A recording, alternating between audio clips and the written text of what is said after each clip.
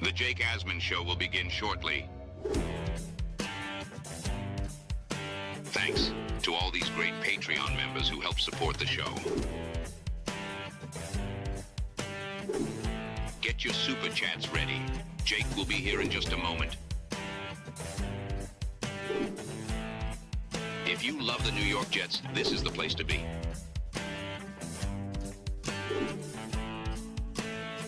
And now, the Jake Asman Show. Could Gino Smith be part of the Jets' long-term plans? Ian Rapoport made some interesting comments about the Jets' long-term vision for Eugene Smith. We'll talk about that and much more. We got rookie numbers to discuss. Dylan Tereman's going to join me. It's the Jake Asman Show. Let's hit it and get it started. We sitting in here, we excited as hell. Now it's time to get to work. Are you a happy guy? Oh my goodness, let's go! I haven't felt joy talking about the Jets in a long time. When they announced it, I went, yeah!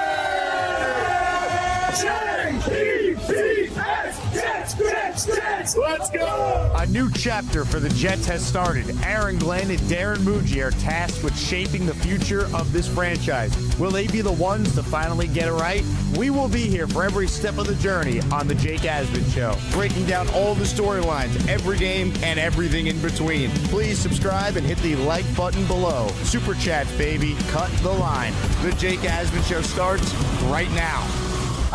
Here we go, Jet fans. Welcome in, everybody. It is indeed the Jake Asman Show presented by PrizePicks. If you're new, make sure you like the video and you are subscribed to my channel. We talk Jets each and every day. And a reminder that the latest episode of the Jets Collective aired earlier today. I went live with ESPN's Rich Cimini and Brandon Tierney, and we talked all things Jets. So go watch it on the Jets Collective YouTube channel if you want more New York Jets content. With that, we say hello to our good friend, the host of the Dylan Tereman program, the DT Experience. It's our friend, Dylan Tereman. Hello, Dylan. What up, Jake? What's up, Asmaniacs? I know it's been a couple weeks, but glad to be back. And I have to ask you, because I always get fired up hearing Frank Reich say it. Are you a happy guy? Oh, I am a very happy guy. OG Anunoby is day to day. So for all my Knick fans out there, basically best case scenario for OG's hamstring. And we got rookie numbers, DT. Before we get to Geno Smith, let's break down the Jets rookie numbers here. Now, these are not officially official, but it is an indication on where some of these players are leaning. David Bailey, 31, so he's keeping his college number. Kenyon Sadiq, number 16. Omar Cooper Jr. channeling his inner Santana Moss with the number 83. D'Angelo Pons, Aaron Glenn Light, well, can't be 31. Bailey has that number, so Pons going with 23. Azaria Thomas changed his number from 23 to 1. And then you have Daryl Jackson Jr. rocking the Leger Douzable, number 78. Cade Klubnik going full Chad Pennington with the number 10, or Santonio Holmes. Inez Cooper going with the 72. We won't bring up the most recent Jet that wore that number. And then the guy that's going to bring some pain, VJ Payne, rocking number 34. What's your big takeaway seeing these numbers? Yeah, I mean, we could just go right down the line. Bailey, if it wasn't 31, I wanted it to be 23. That was his number at Stanford. I think it's just kind of cool, like play into the edge rushers getting the low numbers now.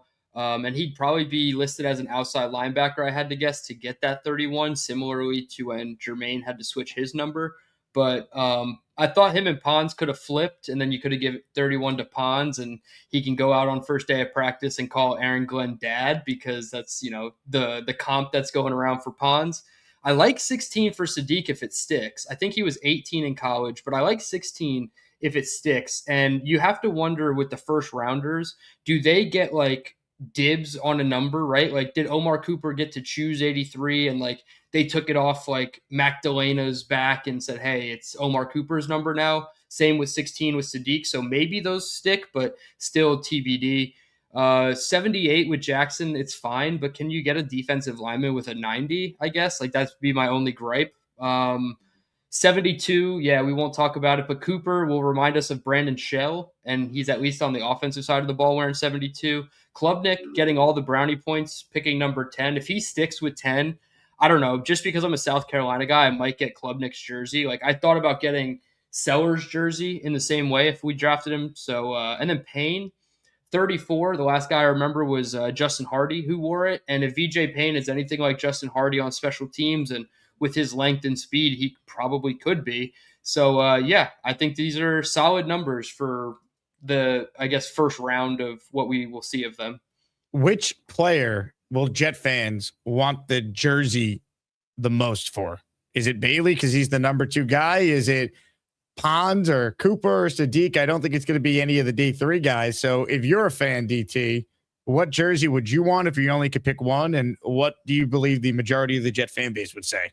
I think the majority would pick one of Sadiq or Cooper. I just think that they're going to flash a lot like earlier often. I guess Bailey could too, but a lot of people are still in wait and see mode with Bailey, especially like still the Arvell Reese people that seem to not be able to let go of this whole thing. But I would say it's probably going to be Cooper or Sadiq because they're going to be scoring touchdowns and you're going to want to just like have that guy who ends up in the end zone. And 83 is a really tough number for Omar Cooper because of the Santana Moss thing. Like he's going to play in the slot mostly. So I think one of the 2 offensive guys, if I only could pick one, I would probably pick Klubnik just because I want to get like the South Carolina guys. Like even if Lenora Sellers goes somewhere else in the NFL, I'd like to collect like the South Carolina kids jerseys from college, or at least in the pros rather. So I would say Cade, but I mean, I'm probably going to have to get a Sadiq. Like 16 is too nice. And my birthday is the 16th. So like it's a number that I like a lot. So I'd probably get Sadiq of the first rounders. I'm going with Omar Cooper Jr. I just think he's going to be awesome. And he's channeling the number 83. Let's hope, as I said on the Jets Collective, he goes full Santana Moss with that number. Jets hit on that one in the first round. And let's hope they got it right with Omar Cooper Jr. in the first round. The Jets have been very good at drafting first-round wide receivers. They just don't do it very often. Keyshawn Johnson, Santana Moss, Garrett Wilson, Omar Cooper Jr., the 4 most recent first-round wide receiver selections by the New York Jets. Yeah, and I liked Samini's little tidbit on Jets Collective a couple weeks ago. And he was talking about how this was the first time in 50-something years a team had taken 2 pass catchers in the first round. So I do like the Jets kind of going outside the norm and doing something that they're not necessarily accustomed to doing. We can argue about if they took the right one or not. We'll find out. But I can't argue with their process of taking a wide receiver 2, maybe 3 in the first round, especially given the fact that they already got Kenyon Sadiq, a pass catcher for this offense, who could play wide receiver too. Comments, questions, your super chats will cut the line. A lot to get into on the show. I do want to share that today's giveaway is pretty epic. Speaking of great numbers, how about the number 73? Joe Klecko, signed helmet up for grabs at the end of our show. Make sure you enter the raffle for your chance to win. Derek, the Kansas Jet fan, is the first to enter this afternoon. He gifted 1 membership, so he is in the raffle for 1. Yeah. Saturday will be the weekly raffle. Name it, signed helmet. Richard Todd, signed jersey, signed Boomer Esiason helmet, and a signed Vinny Testaverde jersey, all up for grabs during my Saturday soiree right here on the Jake Asman Show. All right, some comments I want to play from Ian Rapoport on the NFL Network talking about Geno Smith. Dylan will play it and then react, and since NFL media flags anything with video, here is a random screenshot of Ian Rapoport's mouth open as he's talking. Enjoy. A better chance that it happens this year for Geno Smith than it happened last year. Let's remember, that situation he was in last year for the Las Vegas Raiders was one of the worst situations in the NFL. The offensive line in Las Vegas was horrible. The players were okay. They were coached very bad. Scheme was bad. Chip Kelly fired just 11 games in or whatever it was. He had very, very little chance to succeed. So yes, besides the whole chip on the shoulder thing, football-wise, Geno Smith is going to be in a much better place to succeed this year compared to last year. I've always wondered, Mike, what it would have been like if Geno Smith had not been punched in the jaw, broken his jaw, and Ryan Fitzpatrick ends up starting about 10 years ago. Would he have been the franchise starter for the New York Jets? We're never going to know, but at least Geno has a chance to author the proper ending to his story. And the other part of this is, if he plays just average football, I think there's a very real chance he is back next year, because what they've done is build around a future franchise quarterback that they right now do not have. 3 first-round picks next year, All indications are that at least they're going to take a run at trying to get a franchise guy. If they get one, having a viable Geno to start and make it easier for that person would make sense as well in 2027. Everything with the Jets leads to Geno Smith hopefully having a bounce-back year, and that would be very beneficial for them. DT, what stands out about those comments? Well, he definitely hit the nail on the head with just how bad it was in Vegas. A lot of people who don't necessarily follow the Raiders might not be aware, but there was Chip Kelly's son was the offensive line coach. And there were times throughout the season where general manager John Spytek was literally having meetings with Ashton Genty, who's a rookie running back, and their offensive line going over what they're supposed to do on game day, not the offensive line coach. And they just felt very weird about the whole situation. I forget who published the article, but it said at times that like nobody just wanted to address the fact that it was Pete Carroll's son, and they were having meetings basically behind his back. And that's why the offensive line was shit. The run game was shit. Geno was very bad again for the second straight year in terms of like turnovers with interceptions and whatnot. But then you go and look at what he has for this year, and it's kind of night and day. I mean, Sadiq is going to be hopefully used like a Brock Bowers. He's probably not as high level as a Bowers, but he should be used in similar ways. You already have Mason Taylor, who's a better version of their backup tight end Maher. You have two wide receivers. At least the coaching staff has told us that they're feeling really high on A.D. Mitchell, but we know how they feel about Garrett Wilson. Now you add Omar Cooper as well. There's people outside the Jets community saying we might have too many mouths to feed, but they're just the fantasy bros that really don't know how to pinpoint the Jets week to week, which is a good thing, right? If you can't figure out who's going to lead the team in receiving yards on a given week, you have a good offense, in my opinion. So it's night and day. And then the offensive line is so much better across the board. I think they had talent in Vegas. It just wasn't put together. And obviously we take Parham from them, and he's going to be our starting left guard. But it is night and day in terms of what is the environment around him. Obviously, you know, Frank Reich and him have to get together, and this will be their first time meeting, like Frank said. And it'll be a nice like meeting of the minds, right? Frank has been around a while. Geno's been around a while. Hopefully you can come up with a lot of, you know, good things for 2026. And I guess as far as the contract, I mean, if he's not on the team in 2027, am I worried? No, because there's one of two ways to look at it. He either did really bad and there's no point in bringing him back for 2027, or he did really good and maybe the Jets just don't feel like paying, you know, extra money for a 1-year deal for Gino Smith to come back when they have their sights set on drafting a new quarterback anyway. So there's two ways to look at it. I'm glad that Geno Smith is in a contract year from his perspective. It gives the player a little bit of insurance. Like, hey, if it doesn't work here, I'm not stuck here again. But also I have something to play for. So maybe we get the best version of Geno. I mean, if he plays average football, what's the record for the Jets? Because Rapoport says, well, if Geno Smith's average, there's a good chance he's back.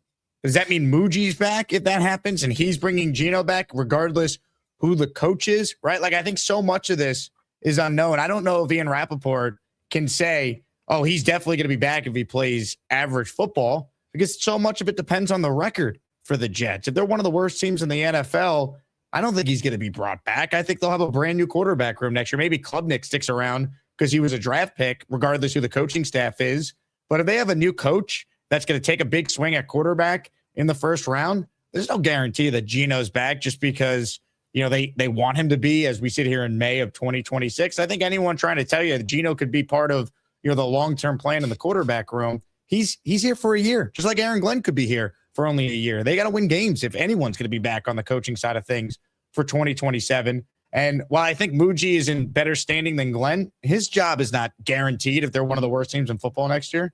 Yeah, and like you said, if we get average play from Geno, are we just going to do the Salah 7 and have 10 losses still on the season? Like, is that even enough? You know, Woody Johnson has been proven to do whatever he wants to do at any given moment. So we don't know what that internal number is, but from the outside perspective, like, if we get an average Geno and we win 7, maybe 8 games, if we're 8-9, then I could see a scenario where all the guys are brought back, Muji, AG, Reich, and then Geno, but probably in more of a backup role. And then they'd want to pay him accordingly as a backup. So it's hard to predict anything for 2027, considering we have 3 first-round picks, so we can do whatever we want in the first round and try to come up as high as we can, even if none of those picks end up in the top 10, which would mean good things for the Jets, but also good things for the other teams that hold those picks. But I don't know, man. There's just too much unknown in 2027 that, like, anybody saying somebody could be back. Let's actually think about how we get Muji and Glenn back, because a lot of fans feel really good about Muji and players feel good about Glenn for what that's worth, right? Geno Smith with Josina Anderson had an exclusive interview the day he signed, and he was like, yeah, that chip on my shoulder, just like AG. It's all we talk about is like, we have that same mentality. Like, we're going to go. And now it seems like he has a really good developing relationship with Reich, and that's what you need in your building to hopefully find success. So it's too much TBD in 2027, and let's just hope we get an average version of Geno this year. Speaking of Reich, what were your takeaways from getting the chance to listen to him talk for the first time since being hired as the OC? I felt better about it, right? I think a lot of people were like a little, timid about the signing in general. There was people who really liked it. Obviously, there was people who really didn't like it.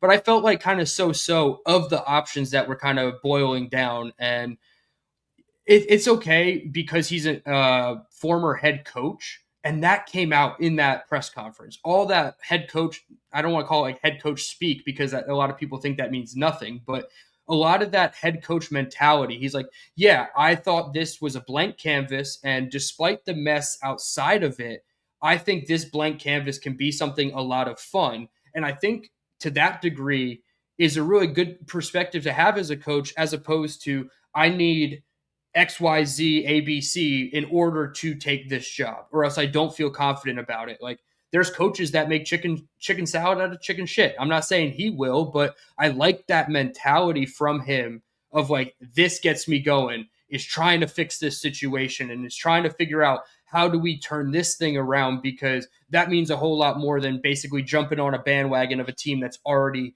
having success. He could have been, let's just say, the Philadelphia Eagles offensive coordinator. He wasn't going to be, but like, he could easily just cling on with a team as like a lower role than offensive coordinator if all he thinks about is like being part of a winning program. But to turn around into a winning program, that's a really good feeling to have as an offensive coordinator, because now you have 2 kind of head coaches, even if it's like 1.5, because neither of them are a full head coach by themselves, right? We don't know about AG, and Reich has had his downfalls. But if we have like 1.5 head coaches in the building, that's only going to help trickle the message down. I'll tell you who liked what Frank Reich had to say. Geno apparently did. So Jamie Stewart, friend of the show, covers New York sports for Newsday, was at the Knicks game last night, and he tweeted, Jets QB Geno Smith is at the game. I said, welcome back, and told him the nice things Frank Reich said today on Zoom with reporters he hasn't heard. Geno says he loves Reich and that he played the position. He also told me he thought the Jets killed the draft. So QB1 is liking what he has seen from the Jets so far. Hell yeah. And I believe Musgrave also played quarterback. Now he's like, he's older, kind of like Reich, so it's been a while. And I don't know if he played at the NFL level, but to have former quarterbacks coaching quarterbacks, it makes sense, right? It's not Charles London coaching quarterbacks anymore. Like, we have somebody who played the position, who can relate to the position a lot better, who says, hey, I've seen this situation. I've seen when the team shows cover 1 and they drop into a cover 6 post snap, and I see that's like one of your downfalls, Gino. This is how I used to combat it when I was, playing quarterback, and this is what I see as a coach now. So like, all that extra former quarterbacking experience, similarly to like the Saints, right? They have Kellen Moore, they have Doug Nussmeier as their OC, Scott Tolzien, former long-term backup, as their quarterbacks coach. They have a good infrastructure around Tyler Shuck. So just having more former quarterbacks makes me feel better about the job, even if obviously it could go belly up, but like it makes you feel better on the surface. And then you compare that to the Duke of Defense speaking yesterday. Sounded nervous, sounded like he, didn't want to say the wrong thing. We all know it's Aaron Glenn's defense, but I just got through talking about this on the Jets Collective. It kind of reminds me of the Darryl Loggins, Adam Gase relationship, where we all know it's Gase's offense. He's calling the plays, and Loggins is the OC in title only. It's kind of like that, but in reverse, where Glenn's in charge of the defense, and the Duke is just basically doing whatever Aaron Glenn wants him to do. 2 funny things about that specific relationship as it relates to AG and Duke. Will because Loggins got the challenge flag after a while. Will AG give the challenge flag to Duker? I don't think so. But remember when the media was going really back and forth with Adam Gase about who was calling the plays? And he was like, yeah, Loggins gets me first and second down and I do third down. And he's like, but Loggins isn't talking on first and second down. So he was like ghost calling the plays. Do we ever get that version of AG and Duke? So like there's a lot of parallels that could happen here, but I think it's like the Joe Douglas quote, I work at the behest of the owner. It's like I work at the behest of the defensive coordinator now. And like, what flavor coffee do you like, AG? And I'll get it for you. But he's going to at least understand the messaging, the terminology, the things that he wants to relate to the players. And hopefully, if nothing else, and I'm not expecting a ton from Duker, if nothing else, AG can walk out of the room, whether he has to take a shit or go walk into the offensive meeting room, and Duker can at least keep the meeting going. Whereas like Wilkes, I feel like everything just kind of got awkward and players were really not feeling the... Yeah, exactly, Gorman. They were not feeling the vibes of the coaches last year. So that's like the minimum I'm expecting from Duker. Here's my favorite Brian Duker press conference moment. Here's Brian Duker on his philosophy. What is your philosophy about 3-4 or 4-3? My philosophy is to play the best players and play good defense. No, as far as the scheme, the scheme you like to run. Exactly. Yep. Whoever the best players are, we'll get those out there, and we'll be multiple with that. So I wouldn't tie myself to either of those, really. It's like he was going to shit his pants. Oh, yeah. This is his first, like, coordinator role. So this might be the first time he's really had to, like, talk to the media like this. So, yeah, that's rough. You compare that to Frank Reich being asked about Geno, and it's like, I hate to do this to you, Duker, but like we got to step it up. This is how a professional sounds at the podium. I think he fits perfect. I've liked Geno from day one. When he was coming out of West Virginia, I had a high grade on Geno. I'd not met Geno before here, and I'm kind of glad because I'm even more impressed with him now meeting him in person. I feel his resilience, his toughness. I always think the number one attribute in any quarterback that you need, especially you want to come and turn something around, is you need someone who's tough. I mean, tough mentally, tough physically, and I feel that from Geno on every front. I think his experience, the ups and downs that he's been through, and he's had great success and had to deal with some tough seasons. And if you play in this league long enough, everyone's going to face that. And you get the point. Like that's what it's supposed to sound like. Yeah. Duke will get better. Here's a little more from the Duke being asked about what exactly he does now that he's the DC. Brian, how do you see that role with AG? You know, he's calling the defense, but what do you see as your role as a defensive coordinator, and how can you help him? Absolutely. First and foremost, my role here is to help AG, right, and help him put him in great positions that he does a great job calling the game. But outside of that, from the defensive coordinator role, there's certainly some details and some coordination of some coordination. Little things that need to be taken care of that sometimes just based on the plate of responsibilities that the head coach has, that it helps if someone can handle some of those. So some of the finer details and just some of the little things that I can help stay organized. You know, again, any way I can help him be better, that's what I'm trying to do. He just sounds so nervous. I hope he gets more comfortable the more he talks in front of the media. Yeah, and it's also a Zoom meeting, it sounded like, so they might not have been in person for that press conference. Regardless, I mean, he's going to coordinate defensively, Jake. That's kind of what we figured out from that press. Like, good job, man. Play the Mad Max drop. Like, good job. Man. God. Good job. The Duke of defense, ladies and gentlemen. The Duke of defense. Comments, questions, your super chats. They cut the line. Reminder, Joe Klecko signed helmet up for grabs. Couple super chats I want to hit. Shout out to Peg and Artie. Peg and Artie, they write in, Mini Beast is back. Thanks for all your thoughts and prayers. Peg, glad you're doing better. And hopefully next time you call in, you get to rock the Beast costume like old times. Kevin checks in. He goes, I'm officially a Sorsby bootlicker. I need the parlay passer. DT, I do want to get your thoughts on the Brendan Sorsby situation. Give us your quick take, because we're going to have seemingly weeks of debate on this. But as things stand right now, what are your thoughts on the idea of the New York Jets using a draft pick in the supplemental draft on quarterback Brendan Sorsby, if that's how the situation ends up shaking out? Well, it seems like the deadline is the end of June. because supplemental draft is early July. So we have somewhat of a timeline here. He clearly wants to expedite the process, hiring a lawyer and trying to see what the league, as far as college, will do in terms of his suspension, or if it's an outright ineligibility. That will expedite the whole process of him going. As far as the Jets, I don't know if it's worth it for a second round pick. And it's like, I think it's like a blind auction. Like, you don't even know what other teams are bidding. Like, you just get, I kind of asked, like, do you want to do a first round pick? No. Okay. And then they move on. And it's like, you don't know what you're bidding up against, and you might end up bidding too much for him. I would do like a 4, but you're not going to get that. You're not going to get him for a 4. Somebody's going to take a gamble, my opinion. Also, like, when you have a gambling issue, like, they'd almost rather, like, and this is a terrible thing, and like, I don't condone this at all, but like, they'd almost rather you have domestic violence on your record than a gambling issue on your record. So it's just weird how the league tries to police betting and things like that while also being sponsored by betting. So it's just a hairy situation for Sorsby. The talent is undeniable. He's a second round talent, probably in 2027 draft, maybe first round. I know there's a lot of potential quarterbacks next year, but it's too much of a risk for me. And if it's a second round pick, no shot. Third round pick, you do it? I would consider it. Yeah. I mean, if they feel good about it, sure. And then you have Sorsby and Klubnik as like 2 and 3, like Klubnik's your 3, Sorsby your 2, and then Geno's your 1. And then one of those 2 rookies is playing in year 1. Then maybe, yeah, I would feel okay with a 3.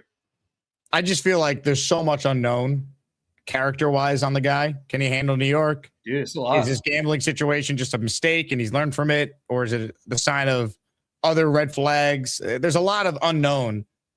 It's like a very multi-layered conversation. Like there's just a lot that we don't know behind the scenes on it. And specifically from a Jet standpoint, is this coaching staff here a year from now? So they invest in Brendan Sorsby, and then like the next coach comes in is like, well, I didn't draft Klubnik, I didn't draft Sorsby. We have 3 1s. We're taking a quarterback. Did we not just burn a second or a third round pick, whatever it ended up being? You know what I mean? Like, I don't know if he makes the most sense for the Jets, but if they love him, like, they obviously need a quarterback, so you have to do your due diligence. I'm going to get way out in front of this. If Sorsby was on the Jets, he'd probably be betting whether AG gets fired or not. And it might actually come down to how he played on the field as a rookie. So, those jokes would happen. If anything that happens with the Jets, as if Sorsby's on the roster, there will be jokes. And I feel like it's opening up a door and peeling back layers of an onion that you don't really want. And they seem to find their quarterback in Klubnik that they liked in this draft. So we know they're going to draft one next year. They have 3 first-round picks. Don't waste a pick that you can spend on a different position in that same draft if you know you're going to repeat at the same quarterback position. The Jake Asman Show is presented by PrizePicks. What a segue. Hey, how about this? PrizePicks has numbers now for Gino Smith. I think this is free money if Gino's healthy. All right, let me explain. First, download the PrizePicks app. Use my link in the description. Then when you sign up, make sure you use the promo code HMA. That's HMA. Because when you use that code, you put in $5, you're going to get $50 instantly. Look at the numbers for Geno Smith. 2,600 passing yards and 14.5 passing touchdowns. I know Geno Smith had a bad year last year, but look at his numbers. On the worst team in football, he still threw for over 3,000 yards, and he threw 18 touchdowns. Geno Smith, his 4 years in Seattle, he shattered these numbers. Each year, he was a starter. So unless Geno gets hurt, which no one can predict, Geno Smith is comically low on PrizePicks right now. Get your lineup set and go more on both of these for Geno. Yeah, you said free money, 100%. If Geno is healthy for a 17-game season, in the entirety of his career, so including, the 3-10 season with the Jets in his second year, his 17-game average is 3,400 yards and 19 touchdowns. Walk it to the bank. Like, it's easy. If he plays 17 games, beautiful. If that $5 you use to get your free 50 on PrizePicks, you should totally throw it on this futures bet. Then you get free $50 and you can go spend it elsewhere, like on Garrett over-unders and stuff like that. I've been looking around on PrizePicks. I didn't think it'd be available in South Carolina, but it is. And now that this is out with Geno, like, I'm gonna be all over this because 2,600, like, He had like 500 pass attempts in each of the last 4 seasons. He had 448 last year, but the year before was 578, 499, and 572 pass attempts. If we get 500 pass attempts out of Geno Smith, smash on both of these. Dude, Gino Smith can throw 15 touchdowns in his sleep. For Jet quarterbacks, that's like, what? But yes, Geno Smith can do that in his sleep. And I'm not even like trying to hype up Geno Smith, but he threw 19 touchdowns last year and threw for 3,025 yards. And the Raiders had no offensive line, and they had no weapons besides Bowers, who was in and out of the lineup. Like, Geno, if healthy, is shattering this. And you pair this with Fernando Mendoza, more than 6.5 regular season starts. If he's healthy, he's going to shatter that. This is free money I'm giving you on PrizePicks right now. Yeah, definitely follow Jake on PrizePicks and definitely tail all his lineups. The last time Geno, as a full season starter, did not pass the 14.5 threshold were his first 2 seasons with the Jets, 12 in 2013, 13 in 2014. And then when he became a full-time starter in 2022, it was 30, 20, 21, 19. There's going to be so many Asmaniacs taking this that PrizePicks is going to have to adjust the Geno numbers 100%. I was going to say, I might have to do this during somebody's caller intro so I can get this in before, the Asmaniacs jump all over this free money. My God, shout out to PrizePicks. We appreciate them for sponsoring the Jake Asman Show. Comments, questions, super chats, they cut the line. Appreciate everyone being here. Joe Klecko sign helmet is up for grabs. I'm going to gift the membership right now because we only have one so far, and I want to give people a chance to win an awesome item here on the show. I'm in a jolly mood. Nick's up 2-0. OG's hamstring is not devastatingly bad. He's day-to-day, so I'm gifting one membership right now. If you want it, like the video. Make sure you're subscribed to the channel and have the setting on that you're eligible to receive a membership, and it could be you. Ladies and gentlemen, one membership from yours truly, and it went to Matias Morales. So, Matias, you're in the raffle for a shot at a Joe Klecko autographed helmet. Hit it.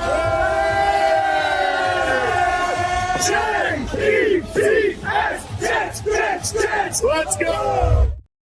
Matias, thank you very much for supporting the show. We're going to get to your calls coming up. A couple super chats I want to hit. This one is from Major Poonage. Hilarious show yesterday. Best offseason ever. Poon, you're in the raffle for 4. We try to keep it fun around here. It's hard to do Jets year-round, but when you have the community that we have, we make it happen, and we will continue to be live twice a day, Monday through Friday. I don't care if it's May, June, July, when there's nothing. We're going to find a way to make it happen on this show. And DT, I don't know if you saw this, but you were probably at work, so you didn't. Beast Breaker yesterday was also hard at work, and this happened. Beast, happy Cinco de Beasto. Thank you very much. I'm doing a little construction right now, fixing something here. Are you not wearing pants? I'm working right now. I'll work here. That was a close call. Damn it. Motherfucker. Brother, where's your pants? I'm working right now. Do you see what I'm doing? Ticos a Pranlandia para siques de taro tortillos. Armed Buto, that'll be his name. I know you work in construction, Dylan, so do you ever work without your pants on like Beast? Not even when the homeowner is really cute, Beast. I keep my pants on at work at all times. That was egregious. Do we have Pantsgate going on in the Asmaniac community now, Jake? Ladies and gentlemen, let's check in with the man himself. That's the Mormon Tackle Choir that was hitting them notes today. I'm very tired. I've had 3 hours of work today, and my body's been battered, hammered, pushed, knocked around like a punching bag, going.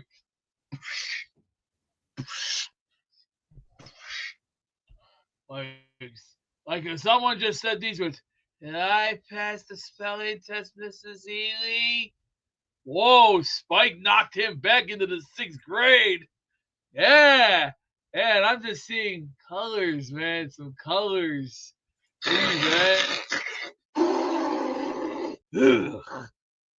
Thank you very much, Beast. Super chats cut the line.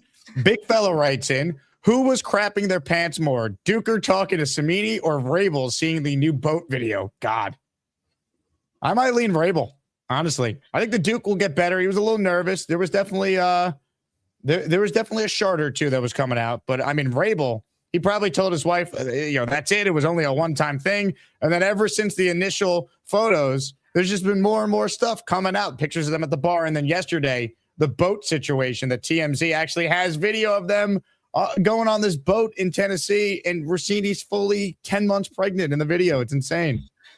Yeah, the video is damning, man. I think Vrabel's crapping his pants more. I mean, there's people that think he should be. Here we go with the video. There's people that think that he should resign as the head coach of the Patriots, and I don't know if it should get to that level. I don't want to speak on that, but from a marital standpoint, dude, I can only imagine this has got to be a whirlwind for him. Look at her belly. She's so pregnant. Dude, it's crazy. Dude, she is clearly. And then it came out that she named her son after her brother, Michael, and not Vrabel. But, this is wild, dude.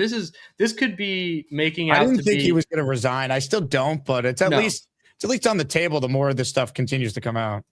Every time they lose in a post-game press conference, I wonder if it even gets brought up because it's going to linger forever. And it's a distraction, whether Drake May wants to believe it or not. But hey, let the distraction in the AFC East be the Patriots for once and not the Jets. Let's see. This one is from Smart Acid, which is obviously a government name. Can MetLife keep the grass after the FIFA World Cup? Why not? Well, because Woody Johnson and John Mara don't want to spend the money that it would cost to maintain the grass throughout a season. And they could say, oh, no, we can't do it because of the amount of teams that are playing nonsense. You could do it if you spend enough money. They don't want to spend money, which is insane. But that is the reason why MetLife does not have grass year round. But for the World Cup, as you can see here in this video from NBC New York, the grass is being put on the field at MetLife Stadium, the world's largest air conditioning unit. Yeah, it's kind of unfortunate when all the players want the grass, or the majority of them have expressed that they want the grass. Like you said, it's just a money issue. They can call it a maintenance issue, but like you said, if they have the groundskeepers to keep up with it week in and week out, why not? I mean, it might get a little so ugly. Oh my God. The fact that two NFL teams in the New York market share this dump is the ultimate disgrace. So funny story about this stadium. My nephew, he's 9, he's turning 10 this year, and he's into Legos and he loves building the big sculptures, and we're doing the big stuff now. He's upgraded from the cars. And I thought about getting him a MetLife Lego stadium to put together. And I'm like, this is the ugliest thing ever. When you could go put together Raymond James Stadium and get the pirate ship and everything. It's so much different looking at other stadiums compared to this one, especially when you see it in Lego form. I'm like, this is the ugliest thing to put on a kid's shelf, is MetLife Stadium in Lego form. Look at this.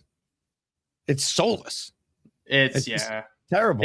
It's the HVAC, like you said. And I forget who said it, but they made the chairs that color specifically so that it looks as if there's more people in attendance, because they know that it's usually about 3/4 empty by November. David Aaron wants to know how much to tear down the Polo Grounds project and rebuild a stadium on that site. Well, where the Polo Grounds used to be, there's now just all apartments over there, right? It's Upper Manhattan, I believe, is where the old Polo Grounds were. Oh, I knew that there was a spot that they were teasing in the city somewhere, maybe Queens, maybe, I don't know. I'm the Jets, you're saying? Yeah, but it was fan inspired, and I don't know how they could make it work in the city, and I don't know what the traffic would be like either. But I would just like to see them branch apart from the Giants, even if they stayed in New Jersey. Just at least have a different stadium. Yeah, we all want our own stadium. I mean, they tried the West Side Project, but that got shut down by politicians and Dolan and all that. But people were against that stadium. But in hindsight, I think every Jet fan would say, you know what, that'd be awesome to have our own. We'll figure out the tailgating. We'll make the bar scene around the arena, the venue, our thing.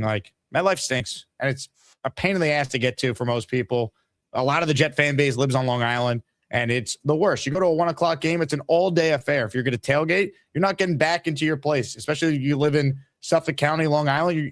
You're leaving for a 1 o'clock game, and you're not coming home until probably 7:30, 8 o'clock. Yeah. I was just going to ask, like, I know like where Madison Square Garden is. I've been there only like one time, maybe 2 times. But like, how would you tailgate for a stadium that's kind of like that? You just go to the bar scenes and the restaurants around there, and then There's a ton in. of great bars. I was at the Garden last night and near MSG. There's a ton of amazing bars that people hang out at and watch the game. Or the Knicks actually do watch parties right outside MSG. They built this what they call the 33rd Plaza, and it's like this nice little setup outside for fans to pack in, and they put up big screens and they do watch parties there. There would have been a way for that West Side project. They could make it be our own as Jet fans, and we'll never have it. Yeah, it's unfortunate. And it comes down to money. Like you said, they want to split rent. They want to split the cost of everything, and it's unfortunate. Smooth with a super chat. Is there a QB in the NFL you'd give up a second or a third for instead of drafting Sorsby? I'll take Patrick Mahomes for a second. Well, yeah, obviously. But like, and you said, would I give up a third for Sorsby? Knowing if another team gave up a third, I probably would just let him go to another team for a third. And like, I would originally offer a fourth. But for a third round pick, like, who are you getting? Spencer Rattler, Tanner McKee, like those types of names. Like, is that worth a third round pick? So I would say it's probably no to both a veteran backup or Sorsby for a second or third. But if you said a fourth round pick, that would open the door for Spencer Rattler and Tanner McKee, in my opinion, and also Sorsby. Big fellow with a super chat. He cuts the line. Can't wait for the Who's Your Daddy chance at MetLife. Roasting Vrabel like a Thanksgiving turkey will be amazing. Yeah, if there's Jet fans there to do it. Remember the last time they played the Pats in late December and the entire building was Patriot fans and the Jets were being booed in pregame warmups? Like, if they play the Pats early in the year, hell yeah, let's go. But I mean, they got to win, man. That's the biggest thing. Like, they got to be better against the division, obviously. But last year, they embarrassed themselves when they played Buffalo, when they played New England. The Miami losses were both despicable. Like, it starts with winning some division games, man, if you want to be taken seriously. It's the easiest way to the playoffs. Win your division. You have a surefire bid into the postseason. But I also remember the mic'd up or the NFL clip of Vrabel when his players were asking him what to do in a certain situation, and he just said, fuck them against the Jets. Like, I remember that too. So, like, if we get New England early, one, I want the fans to be rowdy, but I want the Jets to actually show up. Like, you can't go 0-6 in the division and think you're making progress. Like, they could go 6-10, but go 7-10, 7-10, but 0-6 in the division. And I feel like the season is worthy of everybody to be gone. Well said. Comments, questions, super chats, cut the line. Your calls coming up shortly here. Again, Joe Klecko's signed helmet is the raffle prize up for grabs on our show today. Let's start it off with Derek, the Kansas Jet fan. Derek, what's going on? Yo, Jake, DT, how we doing today, brothers? Derek. What up, Derek? Yeah, I want to talk about my dislike on the turf as well. Like, especially for a team that shares a stadium, you invest millions and billions of dollars into these players, and it's just, I believe Green Bean said on Talking Jets one day that our nerf is actually netted. Like, I don't know how you don't expect cleats to get tangled up in that.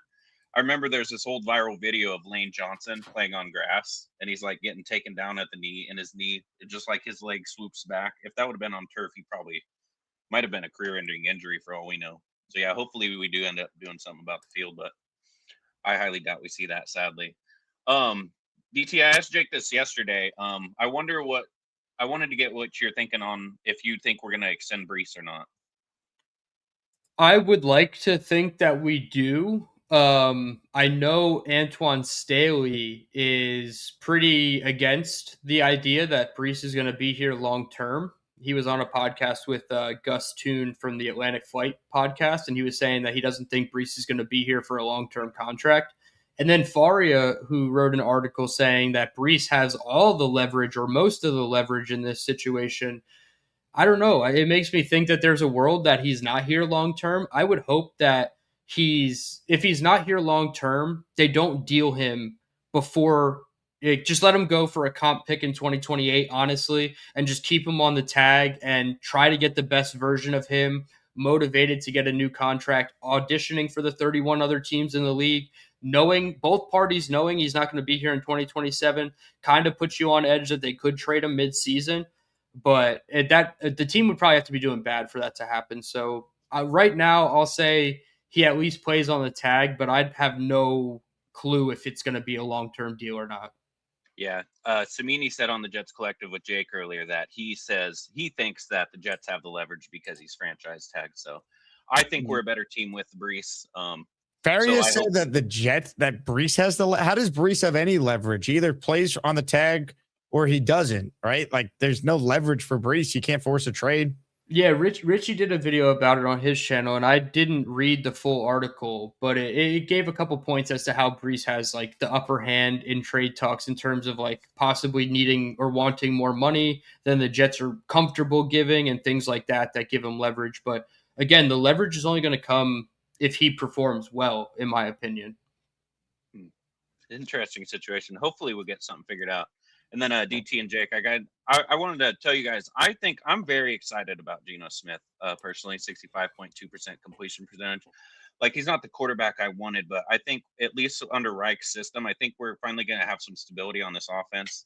I was telling Jake one day, like, we're going to be seeing a lot more balanced boxes with Sadiq and Cooper on the field.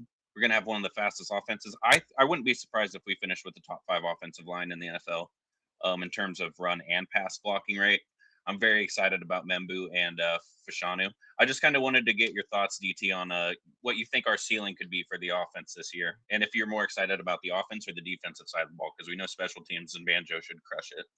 Yeah, great call. Special teams is always like, it actually, you can't get up and go get a drink anymore.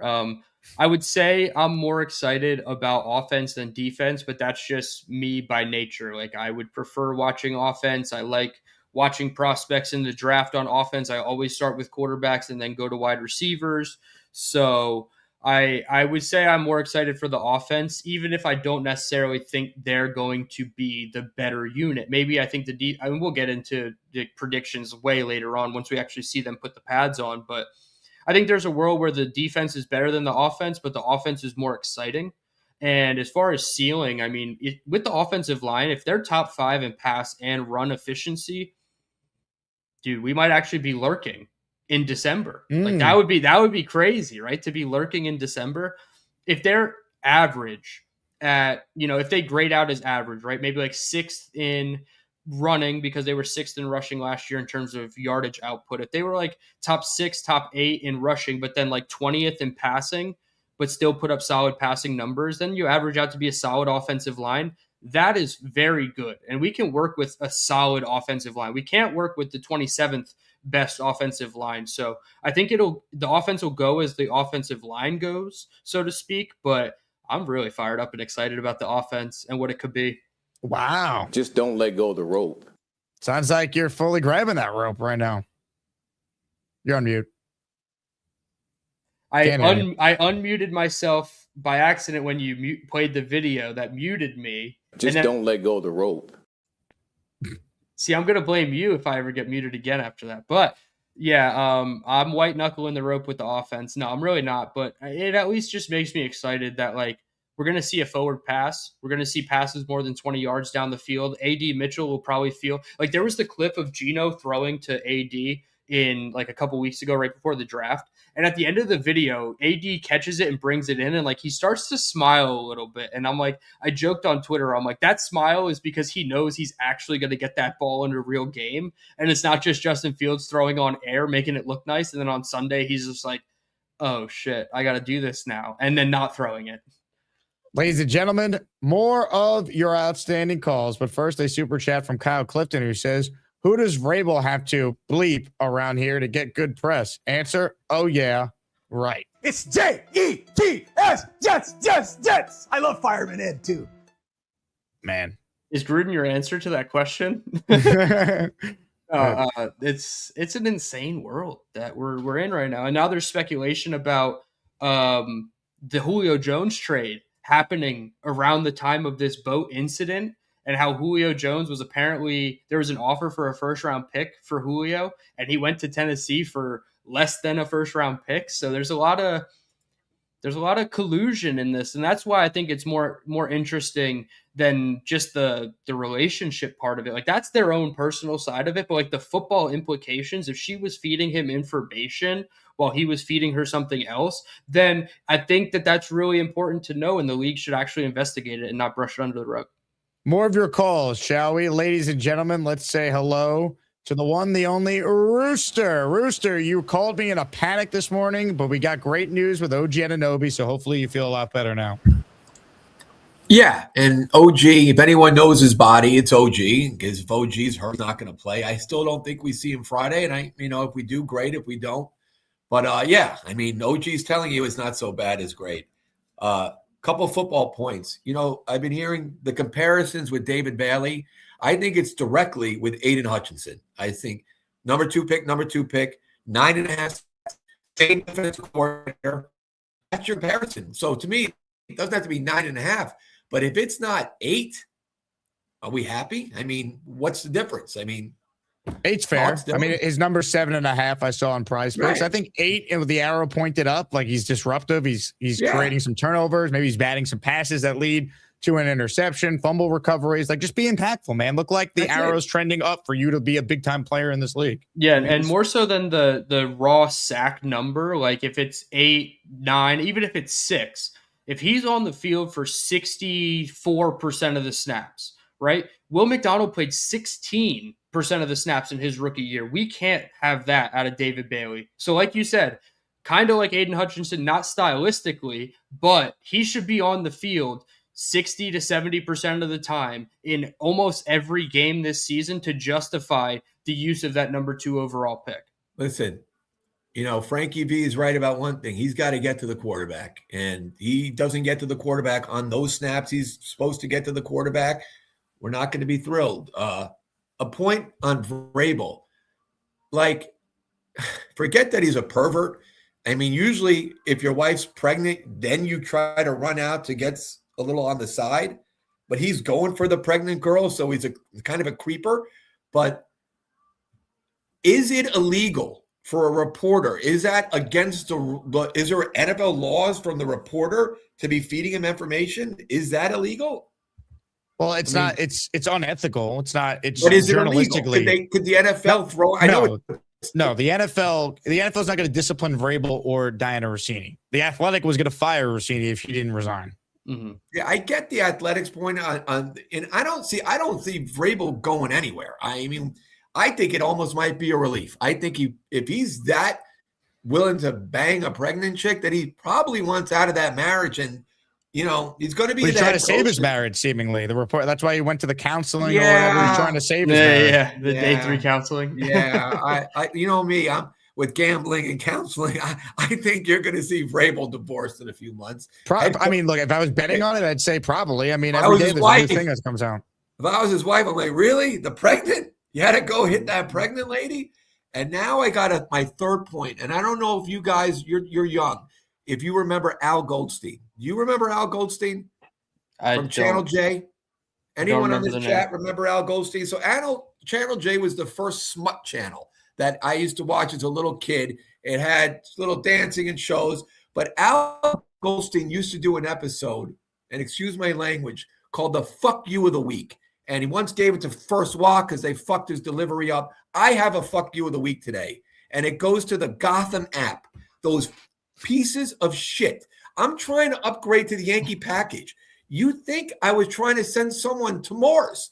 I'm on the phone with 50 different people, and they can't do it. Then all of a sudden the girl's like, okay, let's erase all your history on the web. I'm like, hey, lady, I don't need the Yankees that badly. I'll go in the other room and so fuck you of the week to the Gotham app. Get your shit together. Happy news, OG. Later, guys. Rooster out. Rooster, this is one of your best calls, and I'll tell you why. Because I despise the Gotham Sports app. It is hell on earth. In fact, I have sent many tweets out over the last couple of years about the Gotham app. For those out of the New York market, the Gotham app is what Yes and MSG partnered with. So if you're a streamer and you log in using a cable login, or you just pay for the package if you want to just cut the cord completely, I use my uncle's cable login to use it, right? So I don't have to pay for cable. And it never works. The app is always glitching.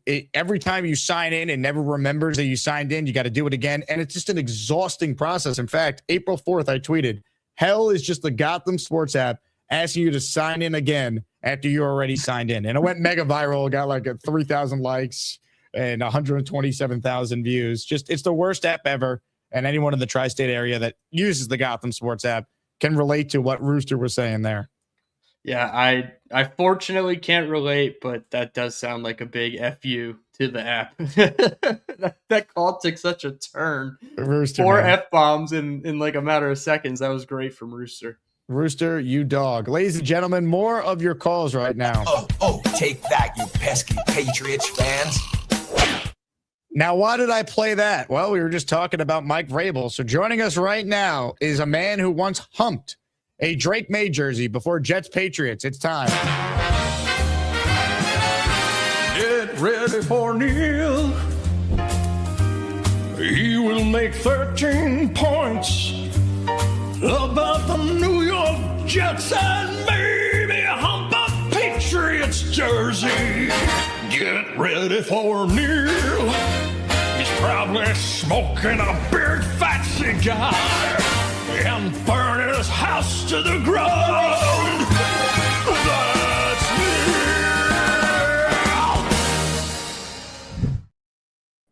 Neil. Jake, my brother. Hello, Neil. Look at this baby. Keep the cherry in the camera. It looks a little awkward when it's that thing's a monster, dude.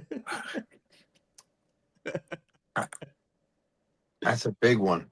That's my golf. That's an 18-holer. That's when I play golf. I put this baseball bat out there and I suck on it all the way through the golf match. Oh, I thought you were gonna say you use it to hit the ball. God damn. I know, right? I could use it to putt. Yes, you could. Let me tell you, you know what prompted me to call in? You know, I had a little conversation with Rob. He's all excited about this guy, Sorsby. Let me tell you, I'm looking at this guy's stats, Dylan. I mean, are you kidding me or what? The guy's 6'4", 235. He's as big as Josh Allen, right? Now the guy played 35 games in college. He's the only quarterback ever in FSB to post 425 passing yards in a game and 125 yards rushing in a game in the same season. Okay? Guy had 1,300 yards rushing, and he doesn't throw interceptions. I mean, are you kidding me? Why? How many we have 3 first-round picks next year, right? What do we have?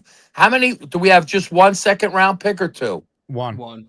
So give a second-round pick. You'll definitely get the guy if he gets into that supplemental draft. You can't just take a shot at getting him for a 3rd pick.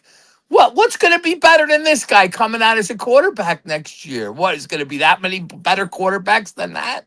I mean, there might not be a ton of better quarterbacks than Sorsby, but there's certainly going to be just as good quarterbacks as Sorsby, and they will not have the gambling issues associated like Sorsby has. So that's going to be the differentiator, is what does the team feel? I'm having problems hearing Dylan, Jake, on the StreamYard. I hear blah, blah, blah, blah, blah, blah, blah. You hear me all right, Jake? Oh, we hear you fine. You don't hear me at all, Neil? No, I hear you. I don't hear Dylan. Well, I'll relay Dylan's talking point to you. I think he just doesn't like what I'm saying.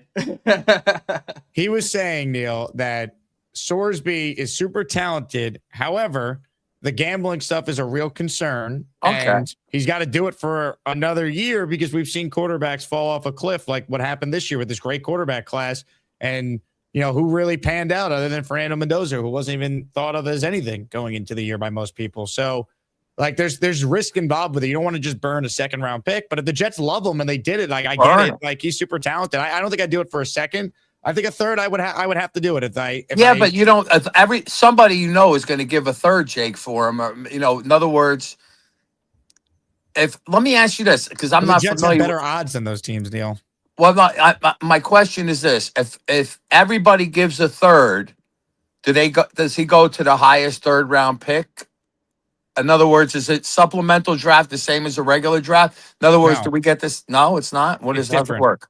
The Jets would be grouped into a group of all the teams that won 6 games or fewer, and then they would have the highest odds based on having the worst record, but they're not a lock to get it because there's like a system they use to determine who actually would get the player. It's not just based on the draft order. That's part of it, but it's not like, oh, the Jets pick second, so if the Jets and the Cardinals each put a third, he's definitely going to the Jets. He might, but then there's another system they have in place to determine if you really want the guy and there's a guarantee to get him,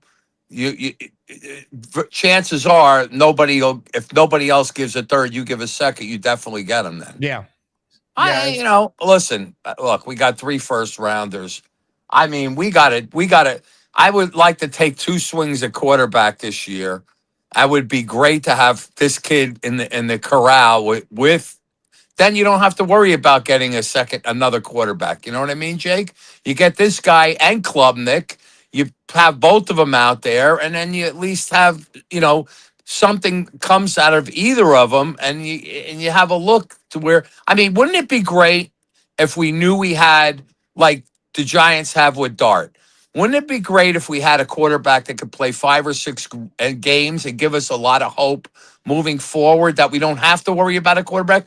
Like the Saints kid, I mean, they didn't really go after a quarterback because they had their guy, and he was, he's not the best rated quarterback in last year's draft. Yeah, I mean, that's the argument for potentially doing it, right? You find a guy that you feel good about, and then, wow, you have 3 first-round picks to build around that guy.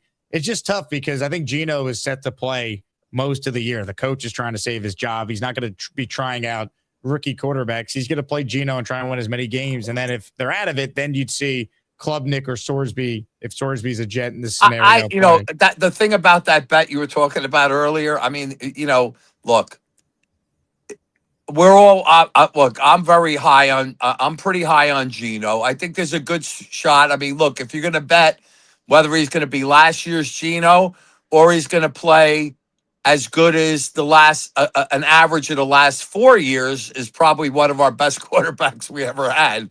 If you know what I mean, Jake, if he plays on average what he's done the last 4 years, and then that's good. That's top 15 or 18 as a quarterback. Now, if he plays like he did the first 2 years with Seattle, then he's probably like a top 10 quarterback, right, Jake? I mean, his numbers in those 2 really good Seattle years were top 10 quarterback, were they not? Yeah, I mean, top 12. I mean, 4,000 yards, 20. He guy had big numbers. He won comeback player of the year one of those years. Maybe he could be like Chad Pennington, win the award twice this year. Yeah, so look, we're all hopeful that something good happens there.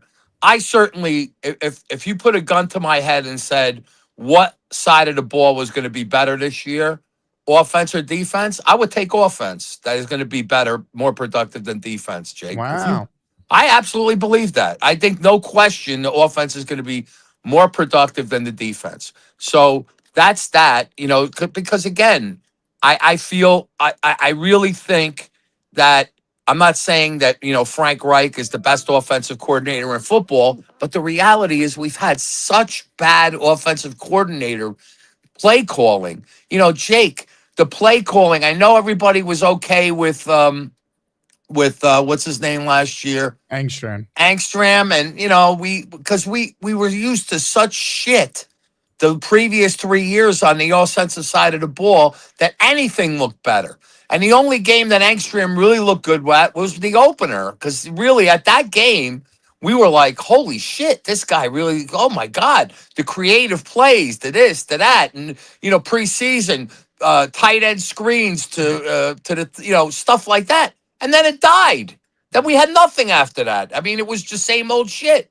So I'm feeling if we're going to see a lot better offensive play calling and coordinator play with Frank Reich than we've seen in 8 or 9 years, because we haven't had anything.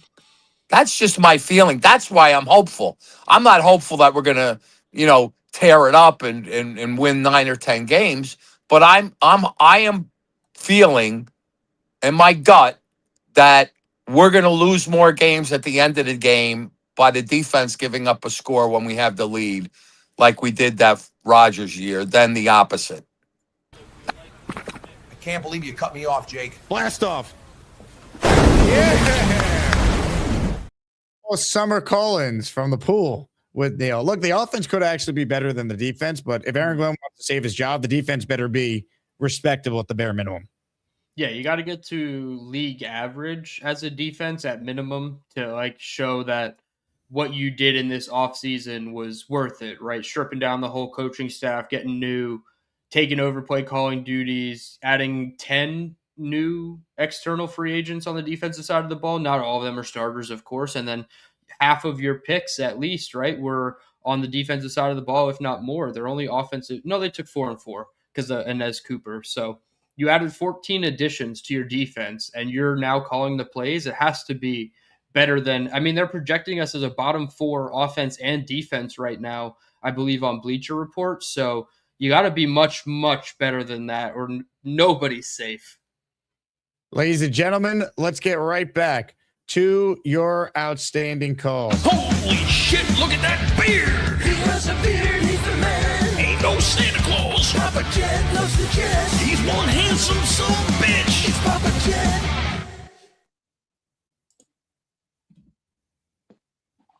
Got Papa. me? We got you, Papa. Can you hear me? It's been a while. Few weeks. I've been busy, but You've been watching your Sabres, baby. yeah. He only had 16 shots yesterday, but I'll take a win's a win, you know, especially in the playoffs. So, but first off, I'd like to congratulate Chef Kev for winning the whole thing. Couldn't go to a better guy, classy guy, well deserved. And congrats to everybody who made the Final Four there. And Big Fellow, I still think you're a champ. I had the Big Fellow going, so I'm still going to call him the champ. And hopefully next year, I don't know, humble ourselves a little bit. I mean, there was some wild moments in this tournament. I guess that makes for good watching, but I don't know. You know what? In high school, I never won the Mr. Popularity. You get your picture in the yearbook. So I wasn't expecting anything here either. And actually, when I saw that I made it and was seated 4th, I don't know who did that, but when I saw that, I was like, shit, I'm already a winner, man. I already won this damn thing. So hell yeah. Hell yeah, dude, that's a good attitude. Yeah. But anyways, and as far as the MetLife, Jake, you were saying, or just mentioning it, when we were at the Carolina game, you know how a bunch of us went down there on the field afterwards? Mm-hmm. I couldn't believe the condition of that field. It just blew my mind away. It's like concrete painted green. I mean, and I'm not adding juice to this, but my high school football field is way better than the Jets field. No doubt. I mean, it's just, I can't believe it. You know, your players is what makes your money, you know, and man, just get them a good field, you know. It's a disgrace. Yeah, I know. Performance-based, results-based, and you're giving them, you know, a reason to not be as optimal at their performance. And if they want it, just give it to them. Like, I don't know. You have to cater to the players in some degree, not in all aspects, but like, I don't feel like it's asking for the world. Then I read an article or heard from somewhere. They said, well, it's easier said than done. It's like bullshit. You guys are billionaires. You can do it, you know. Yep. But and as far as the draft, my takes on the draft, I mean, I did want Reese over Bailey, but I wasn't upset, you know. And who's to say he's not going to be better? And Jake, you pointed out, it was like a week ago, because all these guys were saying who like Reese, you know, he might need help on the pass rush, and maybe what's his name, Dunbar, or Carl coach Dunbar. there? Yep. Yeah, you know, they can coach him up. But then when Bailey got drafted, people were pissed, and it's like, well, maybe he can coach up Bailey on the run. It goes both ways, you know. Right. Mm-hmm. Yep. But then also with the Pons pick, where he's picked second, I was kind of hoping for one of those linebackers, Rodriguez or I think it was Allen out of Georgia. But again, whatever Mooj does, I'm going to root for him. I'm not, I learned to humble myself a long time ago at this draft stuff. 98 draft when Manning and Leaf came out. I loved Leaf. I followed him, loved him coming out. I would have picked him over Manning. And who would have knew he would have been a head case, And that's one thing the combine don't measure. It's heart and guts. I'll take heart and guts over talent any day. You still need talent, but you give me somebody with blood, sweat, and tears, I'll take that on my team over some prima donna, But I think that's all I got. So Papa, great You're call. the man. Good luck. Good luck to your Sabres in the playoffs. Keep it rolling now with your calls. But first, a super chat from Ralphie. Reminder, Joe Klecko, Papa Jet 73. How about Joe Klecko 73? Klecko signed Hall of Fame inscription helmet up for grabs at the end of the show. Get the membership. We only have 2 during the show. And a super chat like this from Ralphie will get you in as well. 4 entries for Ralphie here. If the same situation happened to Klubnik last May and he came out last year in the supplemental draft, don't you think we'd be talking about giving up a first or a second round pick? Why not just stick with them? DT, your thoughts on this interesting point here from Ralphie? Yeah, no, I think it's a really good point because Cade Klubnik was top 12, top 15 in the way too early mock draft. Some had him going as high as number 1 overall in the 2025 mock drafts. And then Field Yates said he was the number 3 overall player going into the college season. Exactly. So there were high expectations for Cade going into his final year at Clemson, and obviously didn't come to fruition. But if they think that they're going to be able to harness the 2024 version of Cade as opposed to the 25 version, then yeah, they're basically getting their Brandon Sorsby adjacent in this year's draft. And they spent the 4th round pick, and we can argue if they should have traded up or not, or stayed put at 128. But regardless, if that's how they feel about Cade, then Ralphie hit it right on the head. This is a 1st or 2nd round pick in a supplemental draft. Now you used a 4th round pick. Go see what he is. And if he plays 5 or 6 games, maybe he doesn't shuck for you, but at least he could Spencer Rattler for you and get you somewhere where you're still taking another quarterback, but you possibly have a long-term backup. And I really want to talk about Cade Klubnik as opposed with Papa Jet's call, because heart and guts over talent. I think he has the heart and guts for football, and the talent certainly showed in Klubnik's career. Can you get the best of both worlds with him and get, a good version of him out of here where he's a 10-year backup in the NFL and you don't have to pay $6 to $8 million plus a year for a backup quarterback? Yankees calling up Spencer Jones for all my fellow Yankee fans out there, because Jason Dominguez got hurt in the first inning today. So a little non-football news to hit on there. Very excited to see what he could do. Let's get to more of your calls, shall we? You want to go do some role playing? Oh, yeah. Hey, dickwad. It's time to party. We're gonna party. Jets fans will party with Peg and Artie. Hey, Peg. Nobody gives a shit. That you all stink. Listen, bitch. Pay your fucking taxes, man. This really wasn't what I expected. Eat a bag of dicks. It's time to party. With Peg and Artie. We're gonna party with Peg and Artie. Hey, what's up, guys? That was great. What's up? How are you? Peg. Hi, guys. I'm doing good. Thanks for all your thoughts and prayers. Today is the first day that I really feel good. Good. She told me to go eat a bag of dicks, so I know she's feeling pretty good today. That's great. As far as all this stuff, what I want to do is I don't want to touch Sorsby. I'm not worried about the gambling thing. I think they had a plan. I think they really like Klubnik. I kind of like Klubnik too. I think he's got a good upside. I don't want to get involved with 2 Klubniks. You know what I'm saying? I don't want 2 projects. I'd rather stick with him, stick to our plan, draft the quarterback next year with one of our firsts. And as far as Brees goes, I thought it was interesting, Jake. I was listening to your show. I was at work today, so I couldn't watch it live, but I was listening to Ride Home. That's a really good point about them not voting Brees as a team MVP at the end of the season. Now, I don't know all the details about it, what they said a couple of weeks before or whatnot, but that's a damning thing that even the players on the team didn't want Brees around. That's what it sounds like to me. I don't know if you can say they didn't reason want for him that. around, but I do agree with you. It is notable that he wasn't voted team MVP. Yeah, I remember Samini. I'm sorry. I remember Samini talking about it and saying that players may have been rubbed the wrong way about Brees's knee injury after getting to the 1,000-yard mark. So they were saying, oh, if he played that last game, maybe feelings would have been a little differently. But it is telling that they picked a guy who was picked up in week 2, cut to the practice squad, and then brought back to the roster as team MVP on a special teams role over Brees Hall, who got his first 1,000 yards in his career.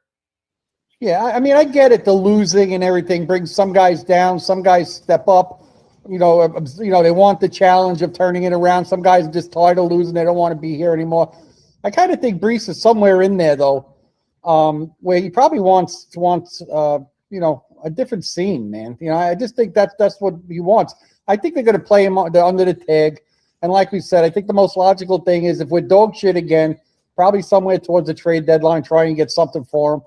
If we're not, and we are decent, which I'm expecting, being a AG truther and a Chubb for Clubber and a Green Bean Island resident, I kind of think they're going to be all right this year. I'm looking forward to it. They suckered us back in again like they always do.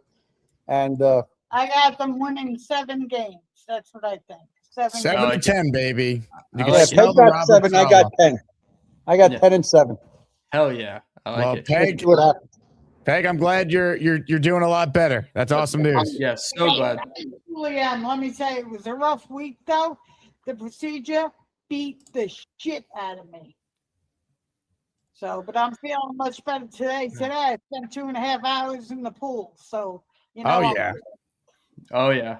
Yeah, usually I don't like her going in there when nobody's home, just in case there's an emergency. But usually we live on a driving range, so there's golfers out there. So if she yelled for help, I figured somebody would come and help. But there was nobody out there today, and she still went in. So, but it was all good. So did she wear anyway, sunscreen? enjoy the rest of the show, guys. Thanks for taking my call. As maniacs, you are the best. And like I've always said, nobody rocks a Peg and Artie T-shirt better than the Beast. Speaking of the Beast, I do not like this loser behind me. I find it disgusting. I'm a straight conservative Republican. I like women.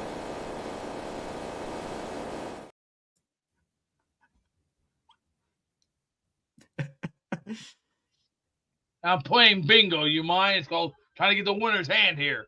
do I? I'm doing a show. You're on hold. And I'm winning. And I'm winning big hands. It's called, hey, game of bingo. Hey, just don't touch me when the bingo man is on fire. It's called fire.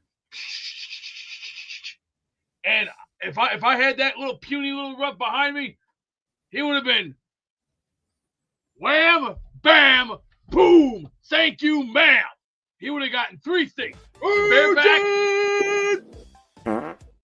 Beast, you said you're a conservative, but why were you wearing You're goddamn right I am. Why were you wearing a Kamala Harris jacket yesterday, though? Oh, Get the hell out of here. Whoever thought of this bullshit is a crackhead, a moron, and a retarded moron with the lowest IQ of dog shit and syphilis. You're an idiot. Kamala Harris, gay pride, proud Democrat, Nickelback. Nickelback's the best one. Nickelback's awesome. Nickelback's awesome, dude. I love Nickelback. Yeah. You couldn't say that when you were like 15, but you can say it when you're 30. Sorry, I don't listen to shit that's garbage. Great Netflix doc on Nickelback, DT. I don't know if you saw it, but I highly recommend it. No, I'll have to check it out. That's cool. I'm what about sorry, Baby Bop and Barbie? Crap, come on. Whoever made this shit, it needs to be shot in the back of the head with a Whoa, shotgun. whoa. No one needs Come to on die now, over a no. jacket that you're wearing. I'm sorry, I don't wear shit like that. So to be Get that- clear, get you that didn't vote straight. for Kamala? I don't think so. I voted Trump 16, 20, 24. So whoever made this shit is a crackhead on drugs. Get that straightened out. Get it straight.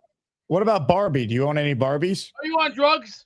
Are you No. smoking 40 cigarettes again, son? No, never. No, well, you better straighten out. Straighten up. Do you advocate for gay pride? I don't believe in shit like that. I got the Bible right in front of me.